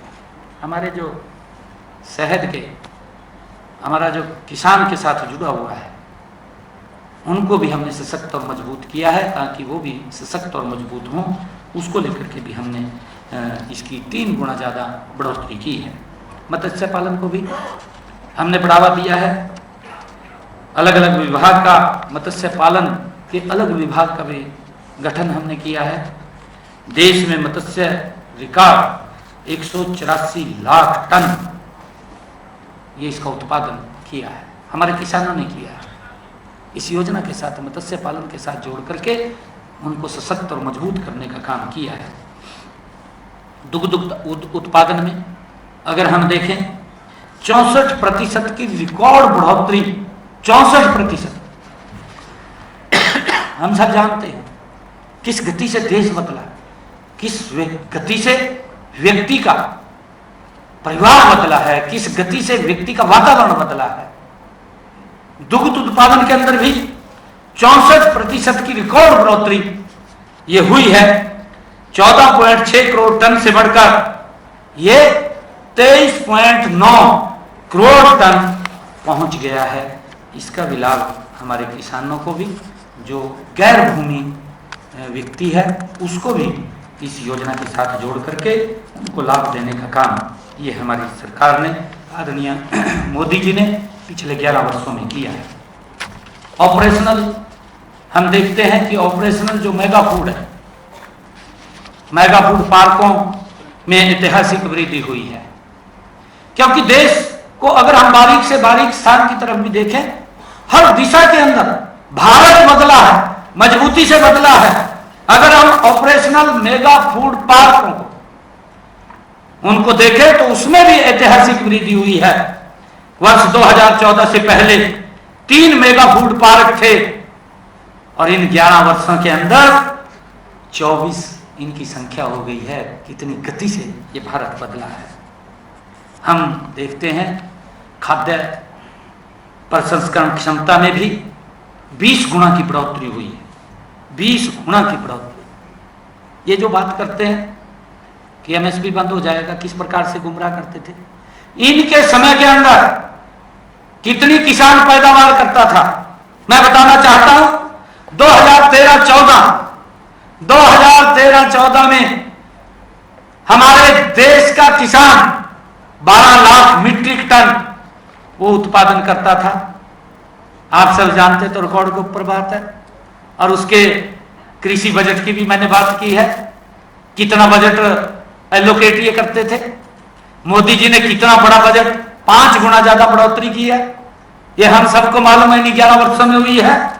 और अगर हम ये 2024-25 का रिकॉर्ड देखें, 2024-25 में ये बढ़कर के 242 लाख मीट्रिक टन पहुंच गया है। 242 लाख मीट्रिक टन, कहां 12 लाख मीट्रिक टन, कितना बढ़ा। क्योंकि एमएसपी भी बढ़ा करके दिया है, किसान की पैदावार भी बढ़ाई है, पैदावार भी ज्यादा हुई है, और उस पैदावार को भी एमएसपी पर खरीदा है।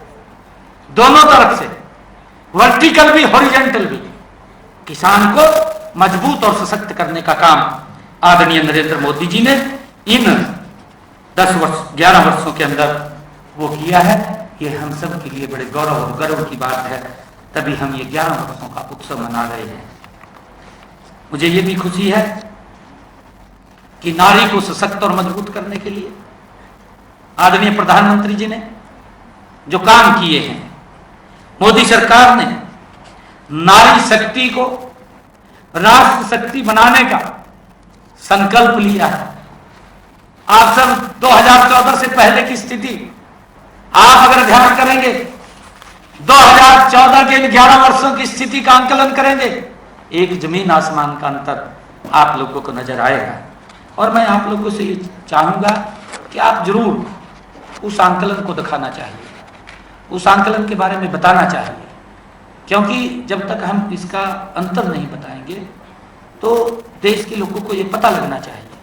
आप वो जागरूक ऐसी मीडिया, इस हमारी संवैधानिक पीठ का एक स्तंभ आप लोग हैं कि जो आम व्यक्ति को हर सूचना से अवगत कराने का काम करते हैं।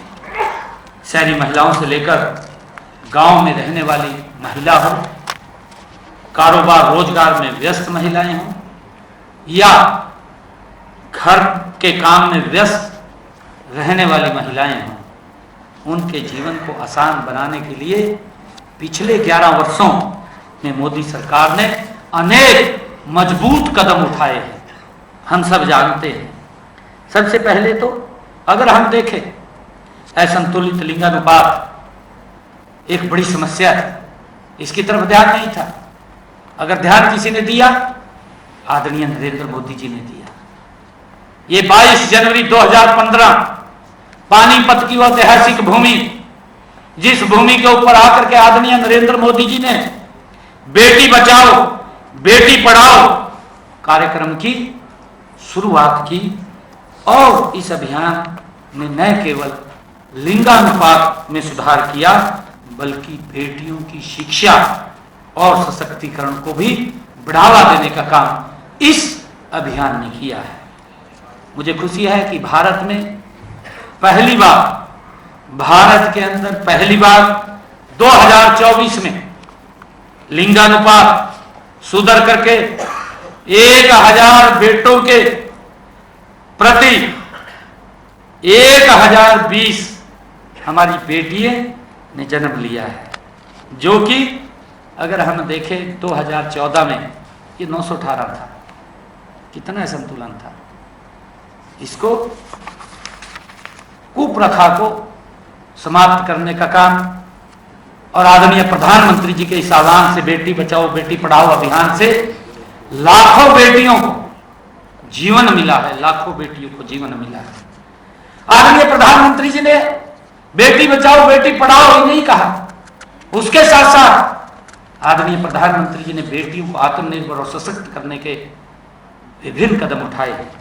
सुकन्या समृद्धि योजना की शुरुआत भी माननीय प्रधानमंत्री जी ने उसी दिन ही पानीपत की ऐतिहासिक भूमि से की।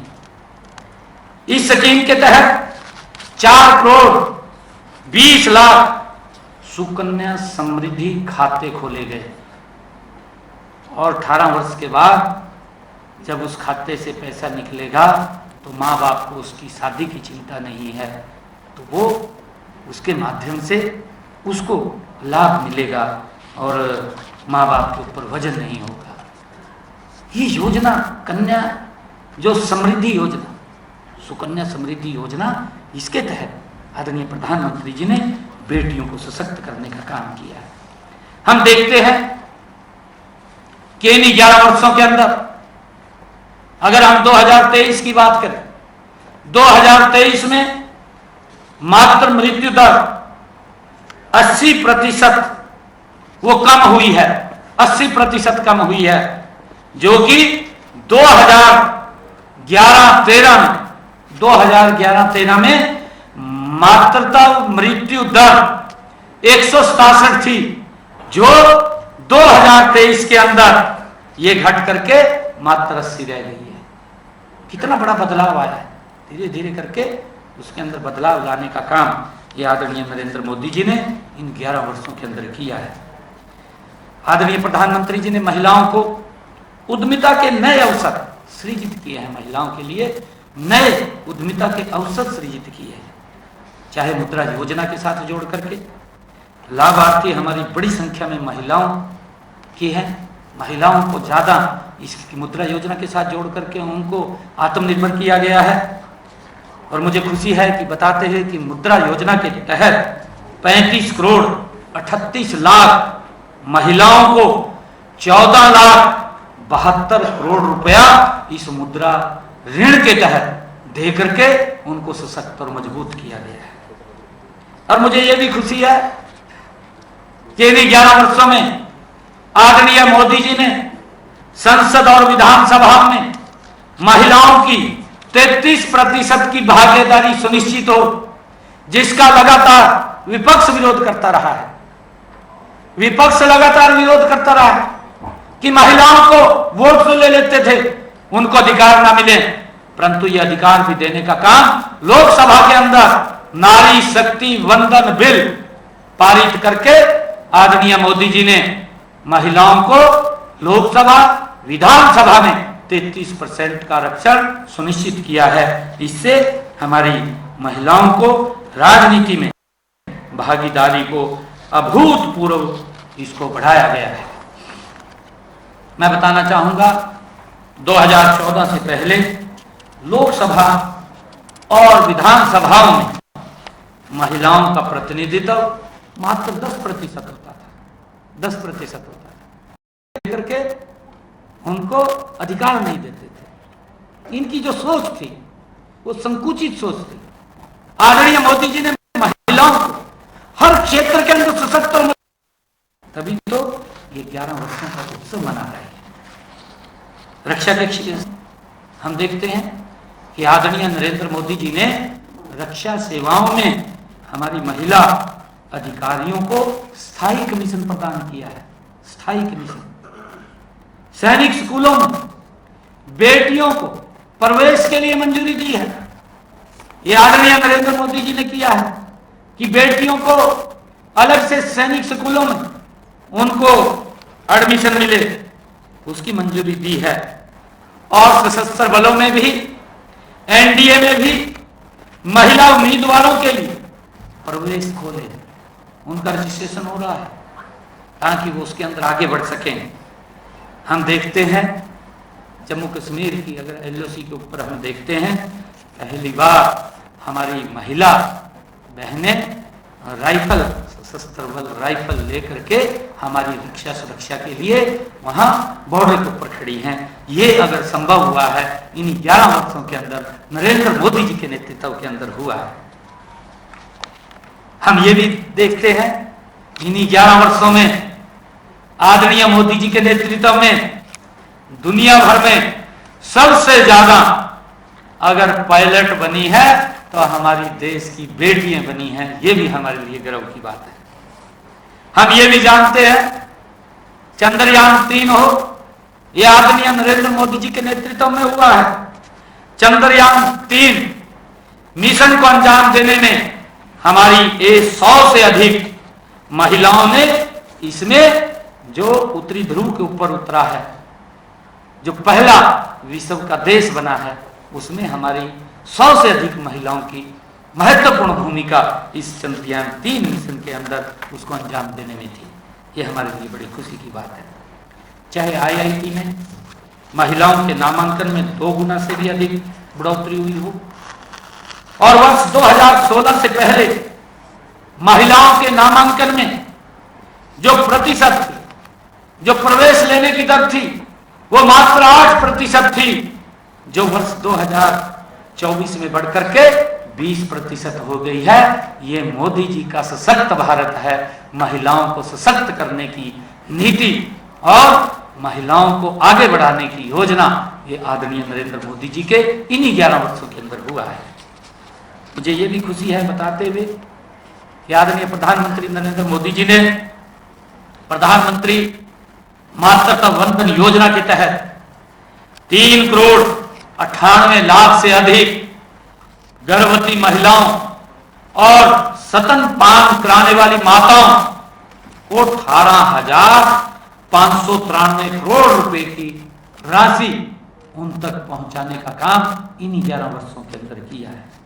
मुझे ये भी खुशी है कि देश में 10 करोड़ महिलाओं 90 लाख से अधिक स्वयं सहायता समूहों में गठित किया गया है और उनको सशक्त और मजबूत किया गया है। आदरणीय प्रधानमंत्री जी ने कहा लखपति दीदी, ये वो बात करी है। और लखपति दीदी में अगर हम हरियाणा के अंदर देखते हैं तो हमने जो टारगेट रखा था वो 5 लाख का टारगेट रखा था, और 5 लाख में से 2.25 लाख बहनों को हमने इन 11 वर्षों के अंदर लखपति दीदी बनाने का काम किया है। किस गति से आदरणीय नरेंद्र मोदी जी ने महिलाओं को सशक्त और मजबूत करने का काम इन 11 वर्षों में किया है। मुझे ये भी खुशी है आप सबको बताते हुए कि महिलाओं के विरुद्ध अपराधों पर जीरो टॉलरेंस की नीति को अपनाते हुए पुलिसिंग व्यवस्था को और अधिक संवेदनशील और प्रभावी वो इन 11 वर्षों के अंदर बनाया गया है। मुझे खुशी है कि सार्वजनिक स्थानों पर चाहे CCTV कैमरे लगाने की बात हो, महिला हेल्पलाइन नंबरों की सक्रियता और त्वरितता, न्यायिक प्रक्रिया सुनिश्चित की जा रही है, ये इन 11 वर्षों के अंदर हुआ है। और चाहे हर जिले में 1 स्टॉप सेंटर सखी खोले गए हैं हर जिले के अंदर, ताकि महिलाओं की सुरक्षा को सुनिश्चित किया जा सके। और हम सब जानते हैं कि अगर हम हरियाणा के अंदर देखें, पहली बार इन 11 वर्षों के अंदर 33 से भी ज़्यादा महिला थाने खोले गए हैं, क्योंकि आज तक महिलाओं को अगर कोई उनके ऊपर अत्याचार हो जाता था या उनका कोई शोषण हो जाता था तो अपनी बात को नहीं रख पाती थी। ये पहली बार है कि महिलाएं महिला थाने के अंदर आकर के प्रखरता से अपनी बात को रख सकती हैं। युवाओं की अगर हम बात करें, आदरणीय मोदी जी ने जो युवाओं को सशक्त करने का काम किया है, युवा भारत की सबसे बड़ी ताकत है, हम सब जानते हैं। मोदी सरकार ने युवाओं को कौशल विकास और उन्हें रोजगार के नए अवसरों के साथ जोड़ने का वो विशेष ध्यान दिया है, हम सबको मालूम है। माननीय प्रधानमंत्री जी के विकसित भारत के विजन को लेकर के देश ने अमृत यात्रा का नेतृत्व हमारे युवाओं ने ही वो कर रहे हैं। चाहे स्किल इंडिया हो और चाहे स्टार्टअप इंडिया हो, स्टैंड अप इंडिया हो, जैसी पहलों ने युवाओं में उद्यमी बनने और अपने पैरों पर खड़ा होने का हौसला वो दिया है। युवाओं की कैन डू की भावना को मोदी जी का अटूट समर्थन वो मिल रहा है आदरणीय प्रधानमंत्री जी का। हम सब जानते हैं कि अमेरिका और चीन के बाद ये देश जानता है कि अमेरिका और चीन के बाद भारत दुनिया में तीसरा सबसे बड़ा स्टार्टअप इकोसिस्टम ये भारत खड़ा हुआ है। तीसरा दुनिया का इकोसिस्टम खड़ा हुआ है। देश में स्टार्टअप इंडिया स्कीम के तहत 1,60,000 से अधिक मान्यता प्राप्त स्टार्टअप 17,60,000 से अधिक नौकरियां ये प्रदान कर चुका है। भाइयों, इस बात को भी हमने समझना होगा कि किस गति से ये भारत पिछले 11 वर्षों के अंदर बदला है, बढ़ा है।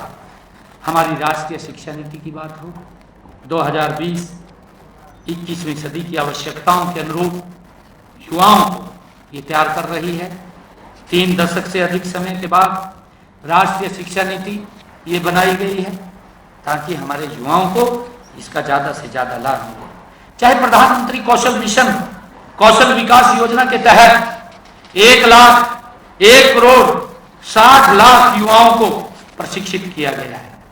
देश में 8 नए IIM स्थापित किए गए हैं और अब इनकी संख्या इन 11 वर्षों में बढ़कर के 21 हो गई है।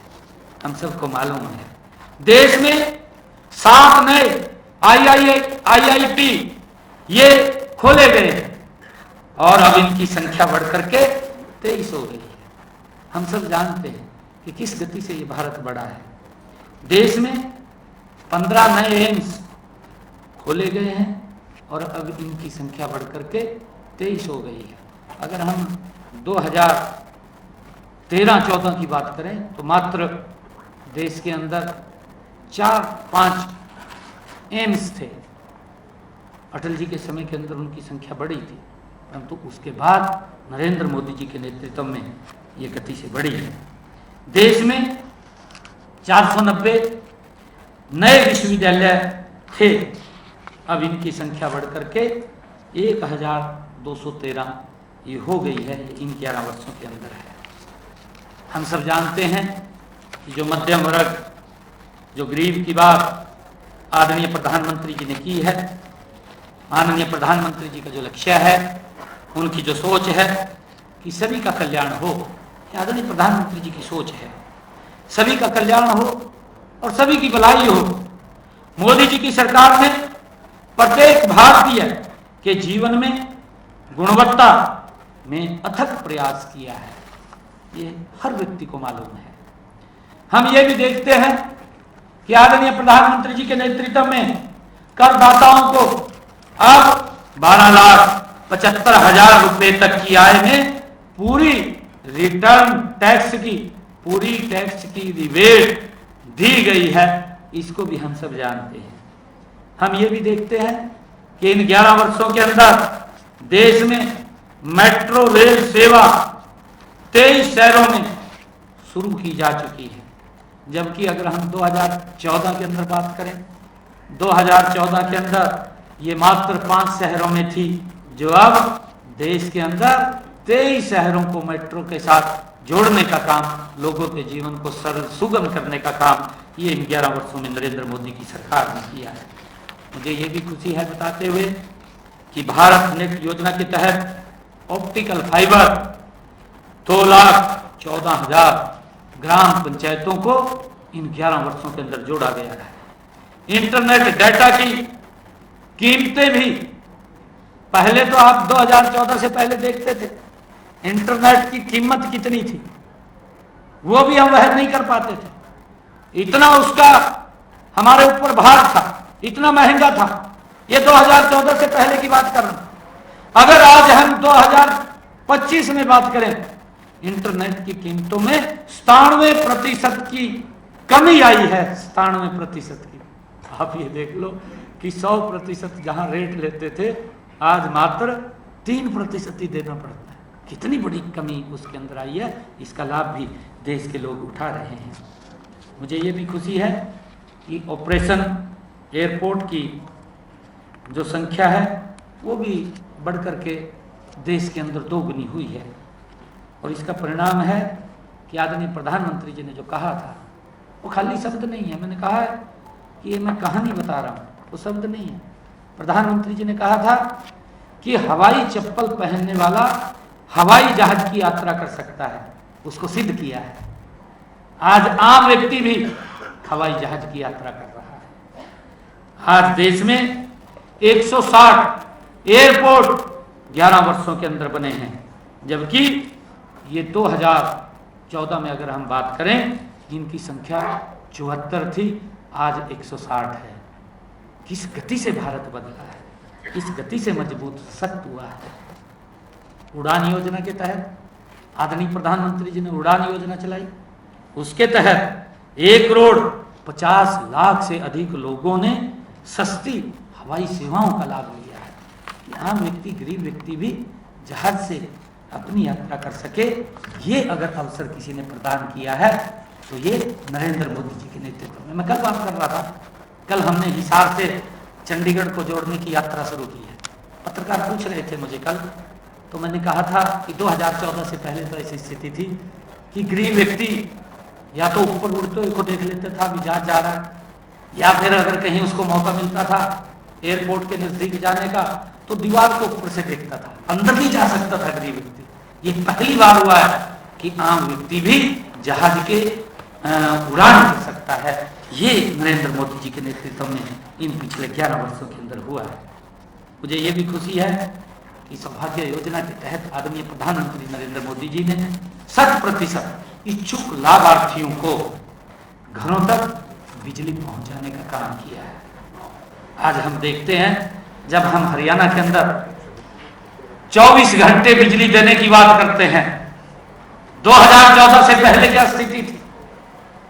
2014 से पहले खाली जनसभाओं के अंदर मंचों पे खड़े होकर के ये बातें कही जाती थी कि हमें वोट दें, 24 घंटे बिजली देंगे।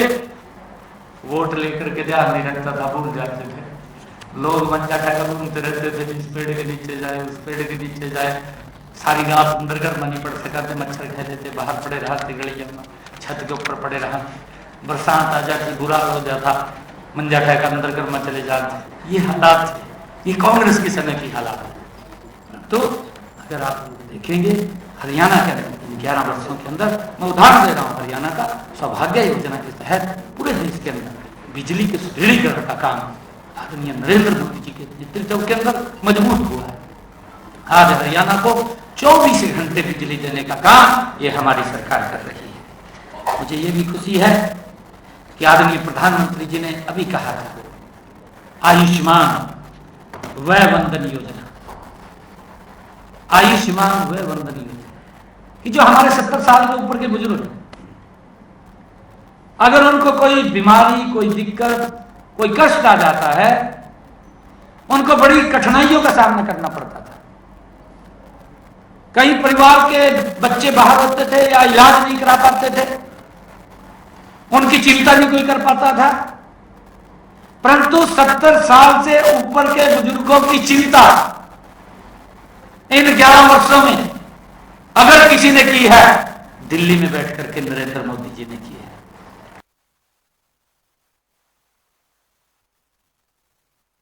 नहीं कोई कर पाता था, परंतु 70 साल से ऊपर के बुजुर्गों की चिंता 67,000 से अधिक वरिष्ठ नागरिकों का 486 करोड़ रुपया उनके इलाज के ऊपर सरकार द्वारा खर्च किया गया, उनका रजिस्ट्रेशन किया गया। ये अभी जब हम विधानसभा का चुनाव लड़ रहे थे, उसके अंदर हमने अपने संकल्प पत्र में भी डाला था, और उससे पहले जो विधानसभा का चुनाव था उसके संकल्प पत्र में हमने डाला था कि उनके इलाज की चिंता परिवार को नहीं, उनके इलाज की चिंता नरेंद्र मोदी और हरियाणा सरकार को होगी। उसके तहत 496 करोड़ रुपए का उनका इलाज कराने का पैसा वो सरकार ने दिया है। ये भी हमने इस बात के बारे में जानकारी होनी चाहिए। यही सशक्त भारत है, यही मजबूत भारत है। इन 11 वर्षों की एक कहानी है, यह आदरणीय नरेंद्र मोदी जी के नेतृत्व में हुई। ये बातें नहीं है, ये व्यक्ति को लाभ मिला है, व्यक्ति को योजना के साथ जोड़ करके उसको सशक्त और मजबूत किया गया है। अगर हम देखें भारत के अंदर इन्हीं 11 वर्षों में भारत निर्मित कोरोना वैक्सीन बनाई गई और देश के अंदर समय रहते 220 करोड़ से अधिक डोज मुफ्त में लगाने का काम वो नरेंद्र मोदी की सरकार ने किया है। मुझे ये भी बताते हुए खुशी है कि ई संजीवनी के जरिए अनुभवी डॉक्टरों द्वारा 37 करोड़ से अधिक टेली परामर्श भी वो दिए गए। घर बैठे ही व्यक्ति डॉक्टर से अपनी बीमारी बता करके वो दवाई ले सकता है। ये 37 करोड़ लोगों ने टेली परामर्श के माध्यम से इस योजना के साथ जुड़ करके लाभ लिया है। आदरणीय प्रधानमंत्री जी ने वर्ष 2014 के बाद 1500 से अधिक निरर्थक व पुराने केंद्रीय कानूनों को भी निरस्त किया है, उनको समाप्त किया है। हम देखते हैं पिछले 11 वर्षों में देश ने बुनियादी ढांचे के क्षेत्र में एक क्रांति देखी है। आदरणीय प्रधानमंत्री गति शक्ति योजना हम सब जानते हैं। आदरणीय प्रधानमंत्री जी ने भारत माला व सागर माला जैसी परियोजनाओं से इंफ्रास्ट्रक्चर में क्रांतिकारी बदलाव देश के अंदर लाने का काम किया है, जिसका देश के हर नागरिक को लाभ मिल रहा है। हम ये भी देखते हैं कि देश में आधुनिक सुविधाओं से सुसज्जित Vande Bharat train, expressway, regional air connectivity में विकास अब कागजों पर नहीं, जमीन पर दिखता है। इन 11 वर्षों की कहानी है। नहीं तो इस प्रकार की स्थिति थी, घोषणा कर देते थे, इलेक्शन में चले जाते थे, कहा भाई घोषणाओं की लोग वोट देते थे, भाई ये सड़क बनेगी। इलेक्शन निकल जाता था, अगला इलेक्शन आ जाता था, फिर याद आता था भी ये घोषणा करके गए थे। फिर उसको बोलते थे, कहा भाई 2 ट्रालियां मिट्टी की डाल दो, लोग फिर राजी हो जाते, कहा भाई सड़क बननी शुरू होगी, फिर वोट दे देते थे। वोट देखा फिर भूल जाते, फिर ध्यान नहीं रहता था, फिर इलेक्शन निकल जाता था, फिर अगला इलेक्शन आता था, फिर याद आता था कि सड़क की घोषणा हुई। फिर बोलते थे, किसी व्यक्ति को कहा एक जाके रोड़े की ट्राली गिरा, रोड़े की ट्राली गिर देता, लोगों को फिर विश्वास जमता था कि भाई तो रोड़ा आ गया, सड़क बनेगी, परंतु फिर नहीं बनती थी। ये हालात थे, ये पूर्व की सरकारों में हालात थे, और ये सत्य है जो बात मैं बोल रहा हूं। वोट ले जाते थे, आज बदलता भारत, सशक्त भारत, मजबूत भारत 11 वर्षों में नरेंद्र मोदी जी के नेतृत्व में हुआ है। जो कहा है उसको चरणबद्ध तरीके से, चरणबद्ध समय से उसको पूरा करने का काम ये नरेंद्र मोदी जी की सरकार ने इन 11 वर्षों में किया है।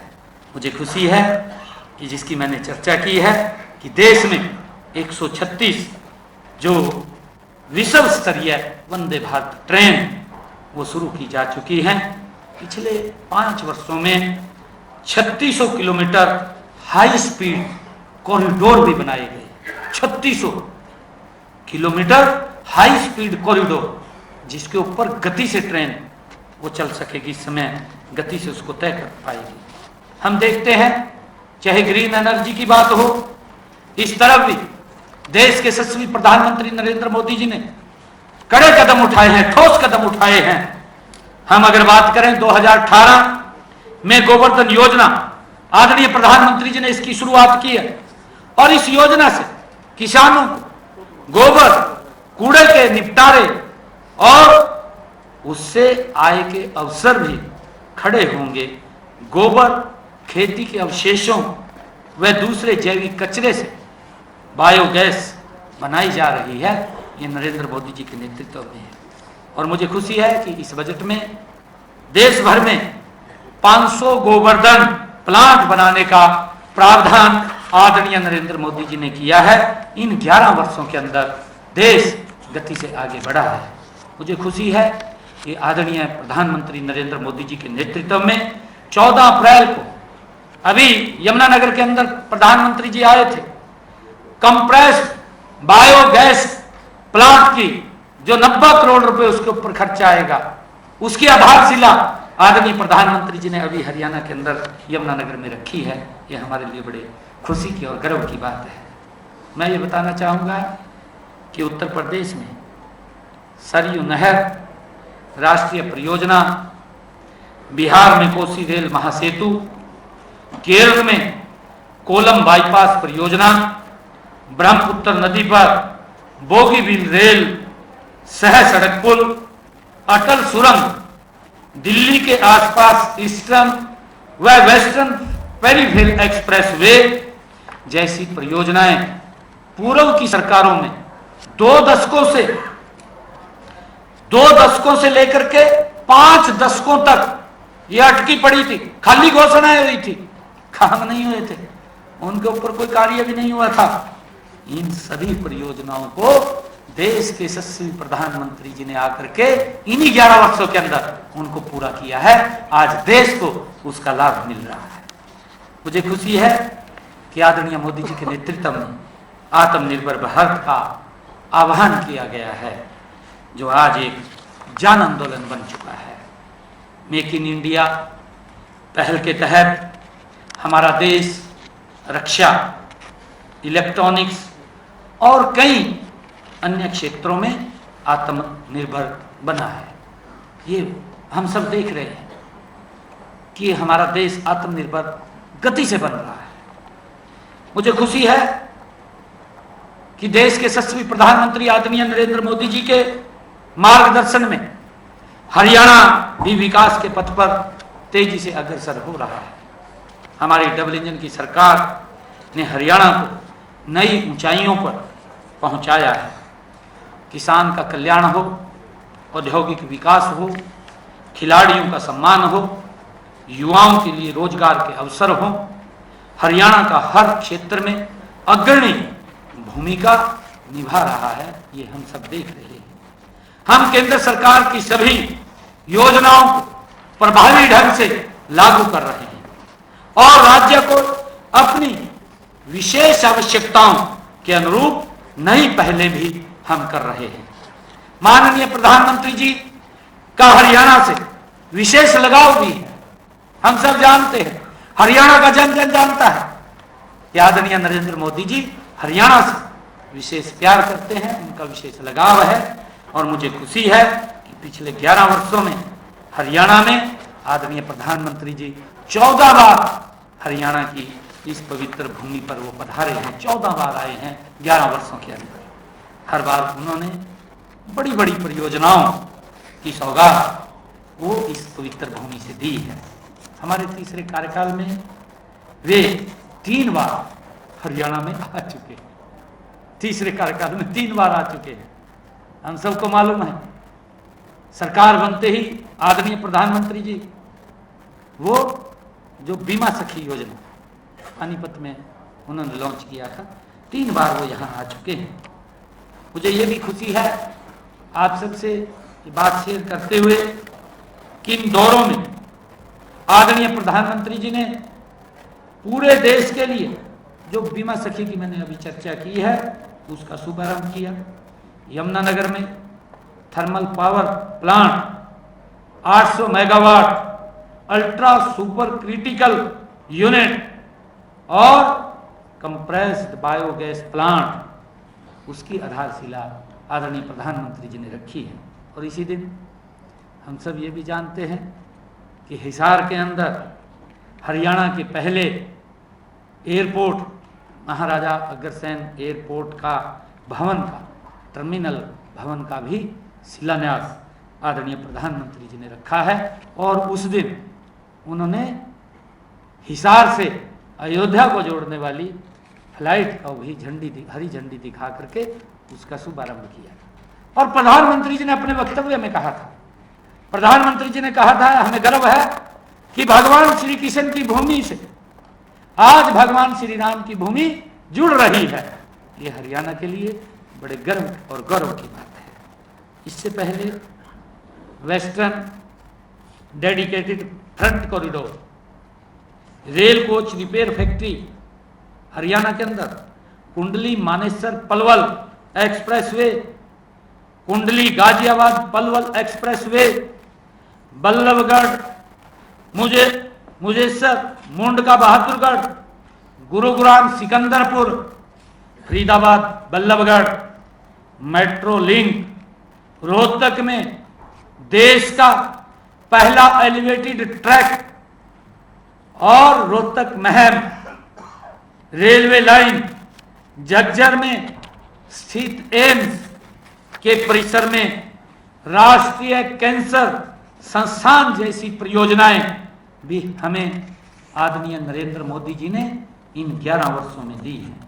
मुझे खुशी है कि ये देश का जो रोहतक के अंदर रेलवे एलिवेटेड ट्रैक बना है, दूसरा एलिवेटेड रेलवे ट्रैक जिसका शीघ्र ही उद्घाटन होगा हमारे कुरुक्षेत्र में बनकर के तैयार हो गया है, जो 5 कुरुक्षेत्र के फाटकों को खत्म करेगा। ये हमारे लिए बड़ी खुशी, गर्व और गौरव की बात है, बनाया गया है। मुझे ये भी खुशी है कि हरियाणा प्रदेश में 21 नए राष्ट्रीय राजमार्ग स्वीकृत किए हैं। इनमें 12 राष्ट्रीय राजमार्ग बन चुके हैं। इनके बनने के बाद प्रदेश का ऐसा कोई भी जिला नहीं है जिस जिले को 4 लाइनिंग रोड से टच न किया गया हो, जिसकी कनेक्टिविटी राष्ट्रीय राजमार्ग से न हो, उसकी कनेक्टिविटी से जोड़ा गया है। लोगों के जीवन को सरल और सुगम इन्हीं 11 वर्षों के अंदर बनाया गया है। हम देखते हैं आदरणीय मोदी जी के नेतृत्व में हरियाणा ऑर्बिटल रेल कॉरिडोर को भी मंजूरी दी है। यह परियोजना पूरे राष्ट्रीय राजधानी क्षेत्र को डेडिकेटेड फ्रंट कॉरिडोर से जोड़ती है। आदरणीय प्रधानमंत्री जी के करकमलों से केएनपी और केजीपी एक्सप्रेसवे पर यातायात वो शुरू हुआ है, जिससे लोग उसका लाभ उठा रहे हैं। इससे दिल्ली में यातायात का दबाव कम हुआ है। जब से ये केजीपी और केएनपी बना है, दिल्ली के ऊपर यातायात का दबाव कम हुआ है और हरियाणा की कनेक्टिविटी भी बेहतर हुई है, हम सब जानते हैं। मुझे खुशी है 11 वर्ष केवल यह एक पड़ाव है। प्रधानमंत्री मोदी जी के नेतृत्व में हमारा लक्ष्य है कि वर्ष 2047 तक भारत को एक विकसित राष्ट्र बनाना है। यह अमृत काल उस स्वर्णिम काल की नींव रखेगा जहां भारत ज्ञान, विज्ञान और अध्यात्म और समृद्धि का विश्व गुरु बनेगा। यह आदरणीय नरेंद्र मोदी जी के नेतृत्व में ही संभव था। आज जब हम मोदी सरकार के 11 सफल वर्षों का अवसर हमें उन अनगिनत कार्यकर्ताओं, सरकारी कर्मचारियों और सबसे महत्वपूर्ण भारत की 140 करोड़ जनता के प्रति हम आभार भी ज्ञापित करते हैं, उनका आभार व्यक्त करते हैं कि जिनके सहयोग से और विश्वास के बिना यह यात्रा संभव नहीं हो सकती थी। मैं आमजन से ये अपील भी करता हूं कि आइए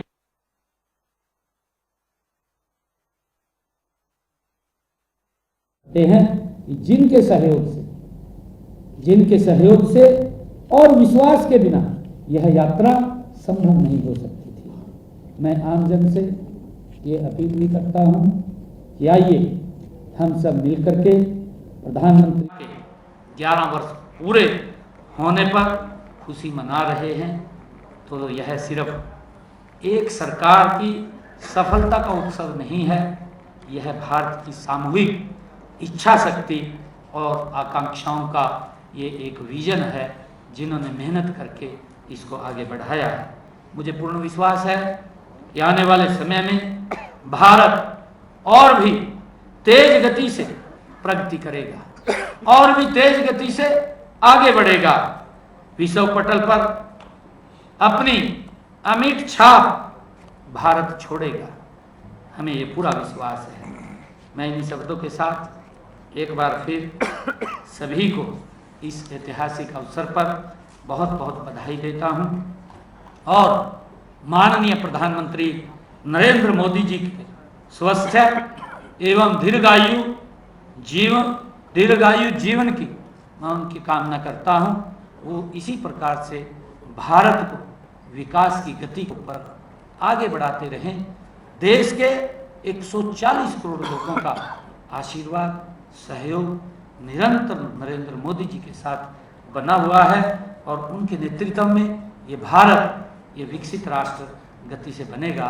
ये जो मैंने आज इस प्रेस वार्ता के माध्यम से आप सबके बीच में ये बात रखी है, क्योंकि और बहुत सारे काम ऐसे हैं, ये प्रमुख कार्य मैंने आपके बीच में रखे हैं और इसको हमने एक बुकलेट के रूप में भी आप तक पहुंचाया है कि आप इसके अंदर देखिए। जब आज की प्रेस है, इससे अलग भी बहुत सारे ऐसे काम हैं जिनकी मैं चर्चा आपके बीच में नहीं कर पाया।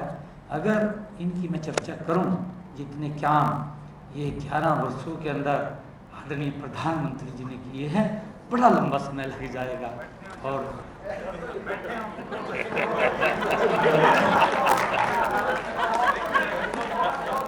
अभी कुछ सवाल है। आप सबका बहुत बहुत धन्यवाद। जय हिंद, जय भारत। अगर साथियों में कोई सवाल है तो वो अपना सवाल दे सकते हैं। हाँ, मनोज जी टाइम नाउ से कोडलेस के पास है। मनोज जी को लीजिए कोडलेस। दूसरा साथी तो जो है बहुत गुस्से हो गया। मुख्यमंत्री जी 11 साल 11 साल पूर्ण होने पर जैसे आपने ये बुकलेट रिलीज किए, कांग्रेस की तरफ से भी 2 डॉक्यूमेंट रिलीज किए गए और उन्होंने भी कई चीजें दिखाई। एक उन्होंने बात पर मुख्तासर की कि 11 सालों में करीब 900 से ज्यादा जो प्रोजेक्ट हैं इनके यहाँ बनाई गई, लेकिन 70% से ज्यादा ग्राहकों ने नहीं कर पाई। एक ऐसी योजना दिखती है स्मार्ट सिटी प्रोजेक्ट का, हरियाणा में 2 शहर थे उसमें कर्नाटक, लेकिन बहुत ज्यादा चर्चा उनकी नहीं होती। क्या कहें सर, कुछ प्रोजेक्ट जो अधूरे हैं प्रधान में लाए तब तक इन्हें पूर्ण किया जाएगा? और एक और अहम सवाल है, यूनिफॉर्म सिविल कोड की वकालत आपकी पार्टी करती रही है, उत्तराखंड में लागू भी कर दिया, हरियाणा में क्या तैयारी सर? देखिए, क्योंकि आज आदरणीय प्रधानमंत्री जी के जो 11 वर्ष गौरवशाली हुए हैं,